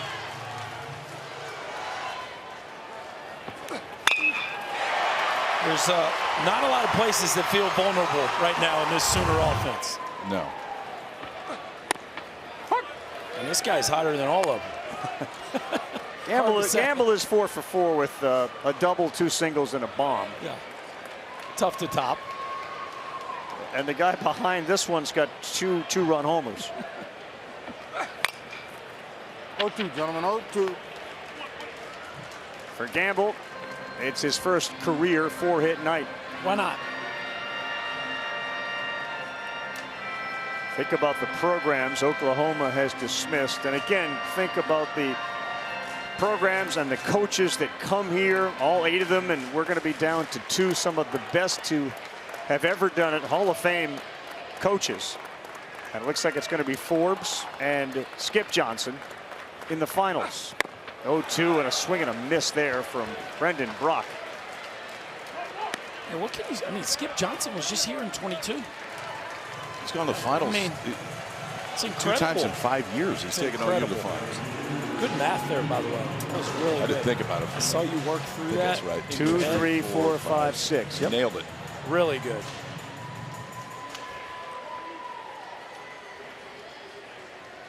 Desan going to go ding-dong for the 3rd time? Best thing going to let him. Or at least he's going to try not to.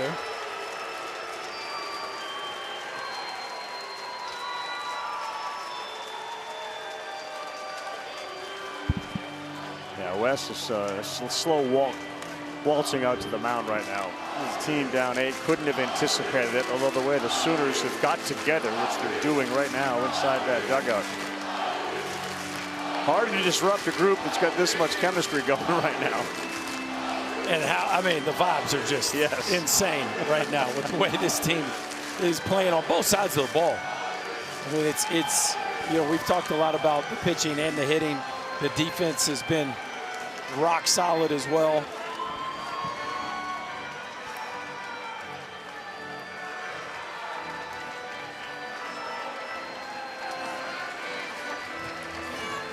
Zach Brown, exit stage left. And the Sooners feeling all the love in the world. Georgia goes back to their pen. Grant Edwards is going to come in when we come back.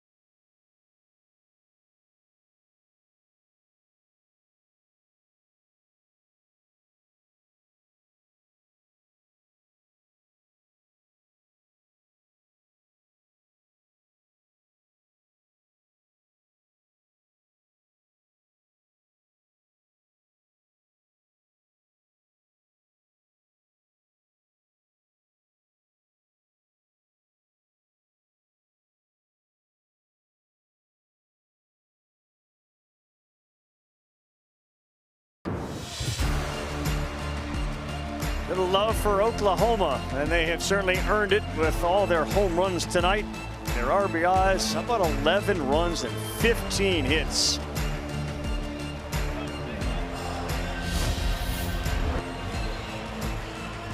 Ravi, you guys talking about Skip Johnson bringing a group here in 22. I asked him what he learned during that series. And to understand the analogy, you have to also understand that he's a country boy that grew up in Denison, Texas and loves to hunt. So here's the analogy. He said, with all the distractions that you have with off days, the long 2 weeks, family being here, boys, I need you to be like a box of BBs. Because when you're in the box, the BBs are all together and they're a close-knit group. When you open the box of BBs and you throw them on the table, they become all scattered and not a unit. So I need you boys to act like a box of BBs. Okay. Got it. Pretty easy to, yeah, sure. Pretty easy to understand. How many times you throw a box of BBs on the table in your life, Rav? That hasn't happened yet. No.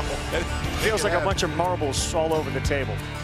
But boy, have they just been awfully impressive the way that they have gone about this. Look who they beat. Yeah. Dismissing both Georgia Tech and Kansas, and on the verge of saying so long to Georgia. Twice against Georgia Tech, twice against Kansas, and trying to deliver the knockout blow to the Dogs. And they've done a great job, and this guy is he's been the lead BB. So slashes one there, foul. And mind you, this is a Georgia pitching staff that twice dominated Texas. It's not like Georgia's been scraping by with just enough pitching. Take a look at Grant Edwards and his numbers. Getting an opportunity here to pitch at the College World Series. Well, a balk there by Linus Baker. He came up ready to call the strike. Oh, again.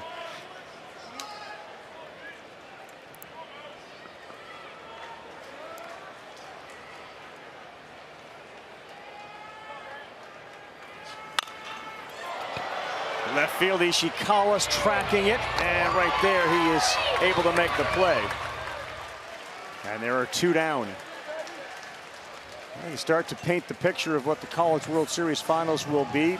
These two teams met last year in the Chapel Hill Regional. Tar Heels won 2 of 3 against the Sooners, 11-5, 14-4. They eliminated them, and they moved to the Super Regionals. West's going to give some other kids an opportunity to pitch in a College World Series.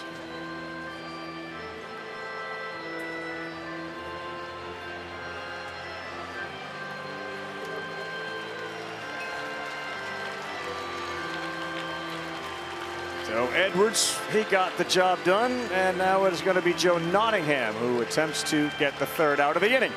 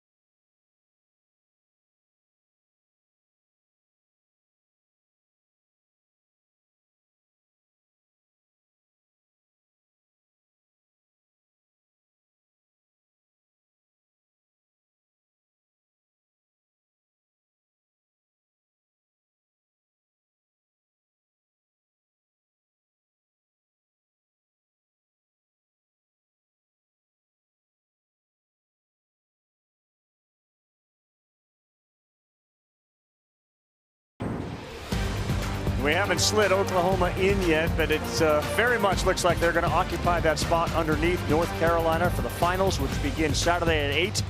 You got to win 2 to win a title. Carolina's been here a lot. They've not won any. And of course, Oklahoma's won 2, 1951 and 94. So you start this tournament, this World Series, 8 teams, 5 of them from the SEC. You knew that one side of the bracket was going to produce an SEC team because they were only SEC teams.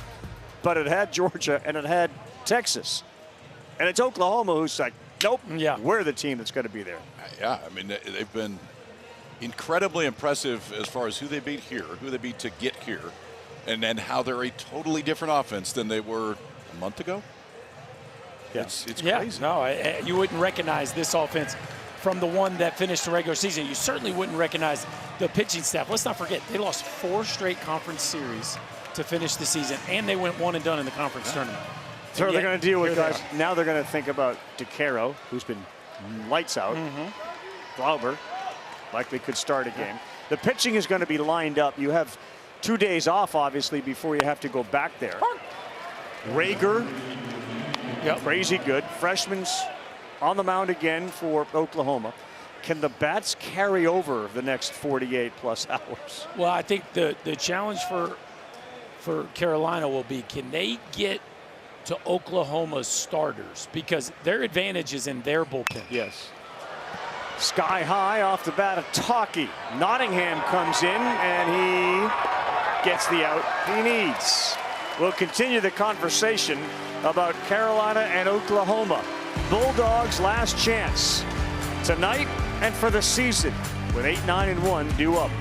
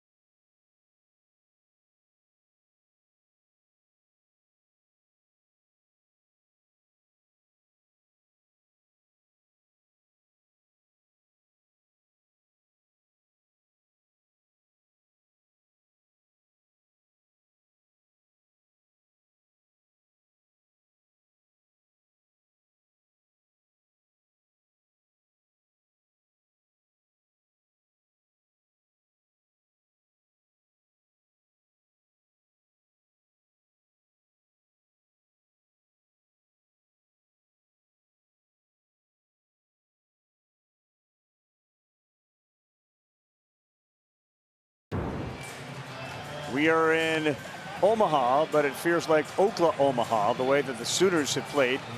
It does have a home field advantage, just their comfort level, and the fact that they have made a very big part look small. I mean, given their home runs that they have hit. And they get set to move on. Their freshman starters have been the story for sure.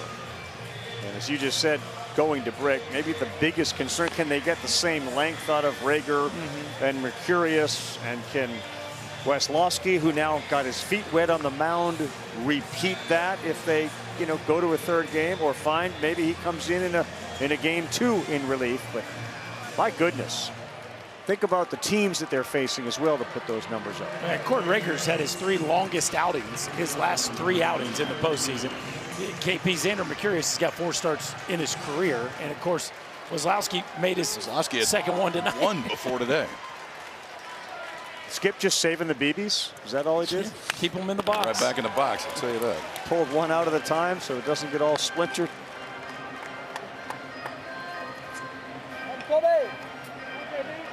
The suddenness of the departure, which obviously the other teams that were here have felt. Georgia is feeling right now. What was a magical season. We're curious, another change there to Colby Branch.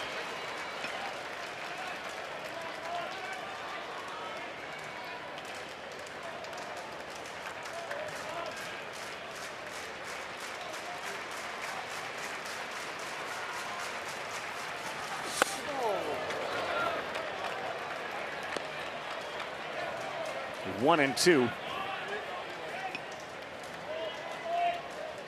You're never going to know, but when you have the Branch parents, Carrie and Rusty, kind of looking at All right, Oklahoma and Georgia.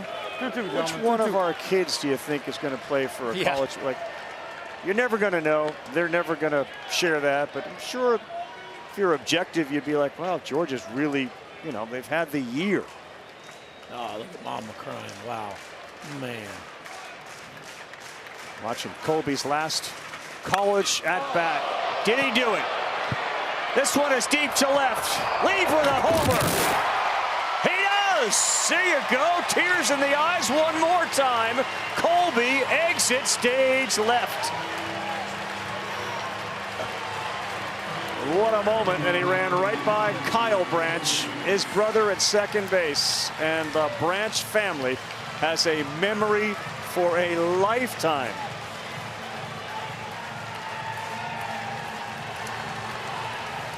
Boys, I know it's 11-3, but that'll give you chills.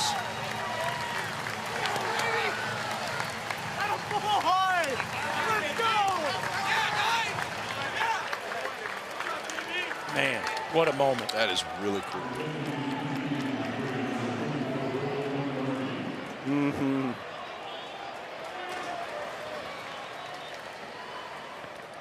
Ball. 3 years since he came over from Baylor. All he's done is hit 50-plus homers. He's been a rock, started every game at shortstop for that club. What an exclamation point on a career that they will always remember in Athens. Yeah, and you got to think, too. I mean, his parents sitting there, all the games they've watched him play, time he's 5 years old. And they know what's going on. I mean, this is, in all probability, the last at bat he's ever going to get in college baseball. And that's your last one, kid. That ain't bad. It's great. Cole Korniarski is the pinch hitter here for Georgia.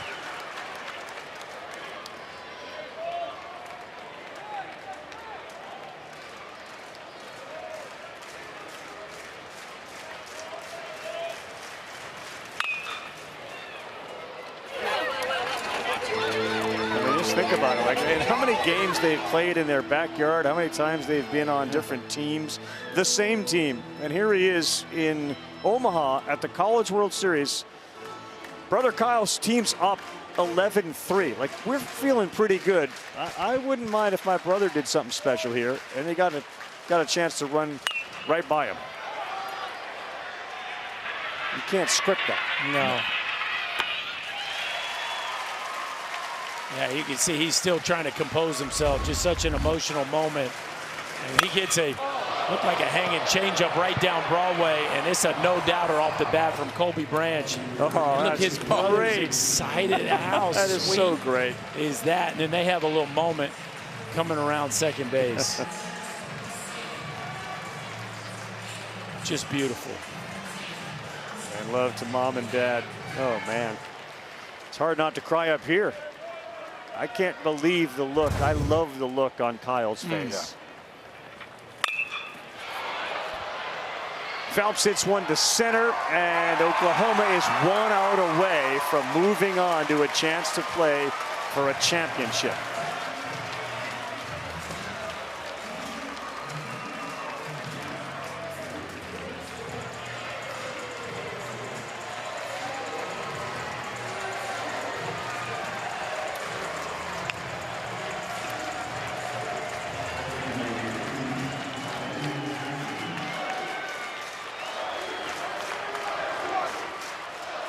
One more time for Daniel Jackson. Hard and fair ball, says the third base umpire. Jackson will get to second. I'm not sure, did it hit the glove of O'Shaughnessy? No, I should say, check that, of Johnson. Because that ball landed in foul territory, didn't it? Well, and if he touches it foul, it's foul. Right, Scotty? Yes, it's the ball in relation to the line. Oh, yeah, that's fair. Yep. He just ricocheted foul. Yeah, great call there by Billy Van Raphorst. And good for Daniel Jackson, the presumptive Golden Spikes Award winner, finishing off with a double. How about this season? Already won the Dick Hauser and the Buster Posey. He's a finalist for the Golden Spikes, the SEC Player of the Year, the Triple Crown winner. We can now say that. In the SEC. Good move here. Well, now he's going to get one last hand, too. Wes Johnson's going to bring in a pinch runner for Jackson so that the Georgia fans can show their love and appreciation for what he's accomplished this year. 32 homers, 87 RBI, and we could all say so long to the collegiate career of Jackson. Looking forward to seeing what he does at the major league level.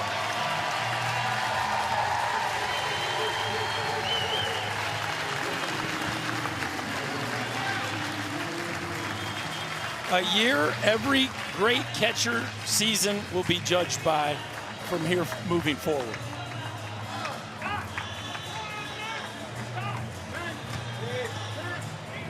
The winters, the fall, the work, the travel, the success, the failures, and not the way that they envisioned it ending.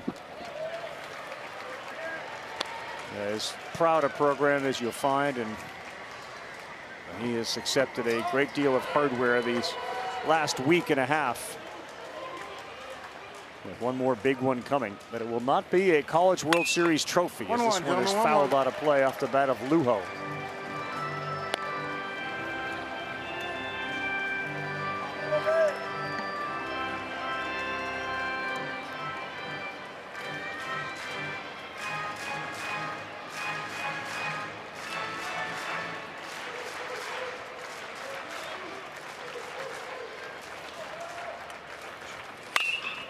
On the ground, here's Willits up with it, and the Boomer Sooner train behind 5 homers has moved on to the World Series Finals to face North Carolina.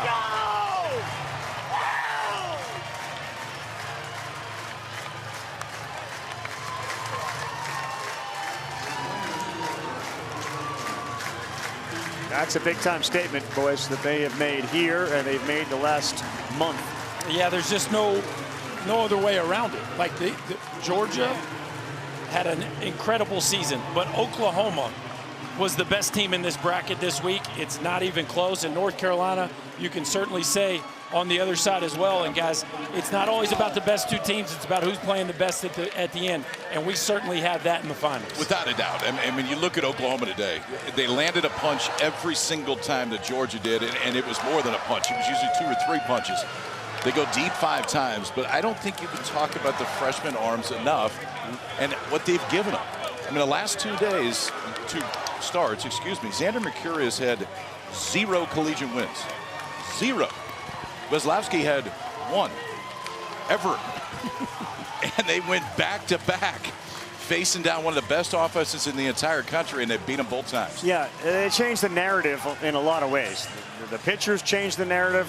Guys like Walk and Harris, who had 4 homers each, both blasted off twice tonight. 43 homers the last 16 games is silliness. And let's go down to KB. Jason, congratulations.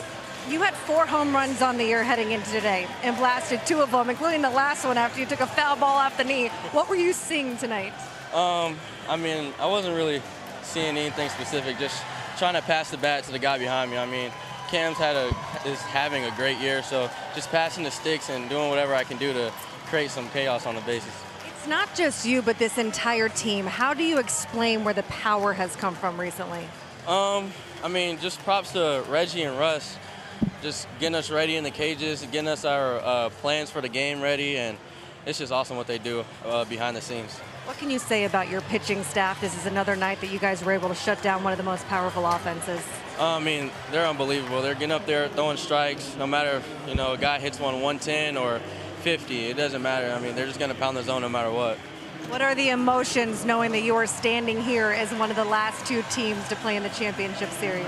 It's unbelievable. I mean, last 2 years, we lost Game 7, and I told Jay, well, that's not happening again. So it's just awesome that we're here. Job's not over. Job's not over. We'll see you Saturday. Congratulations. Thank you. Abby. Skip Johnson, Reggie Willits, Russ Raley, some of the names that he just mentioned, and the assist given to the coaching staff and the program that the Sooners have built. Man, do they feel like they are built to fight. And they will get a great fight against a very, very good and powerful pitching staff that North Carolina will bring to the table for Game 1 of the Men's College World Series Finals Saturday night. All set, boys. All set, and it should be a blast. And we go ace on ace to start it. Everybody's bullpens are fresh and ready to go. I mean, it's as good a matchup as you could want in this fresh a matchup on both sides, which sets up great. And two teams playing at such a high level, Yes. Carl, on both sides of the ball. Should be a fantastic series. Yeah. Gallagher, Hull, the heroes and stars. And one more time, you get a chance to see one of the Branch brothers, not Colby, but Kyle, who'll move on to play for a championship. Tears in the eyes of the Bulldogs. Oklahoma has left a whole bunch of great teams in their path on the way to a potential championship. I want to say a great big deal of thanks to everybody that works on this telecast behind and in front of the camera. For KP and Chris Burke, Chris Button, I'm Carl Ravitch. Look forward to seeing everybody for Game 1 Saturday at 8. We send it to Scott Van Pelt and SportsCenter.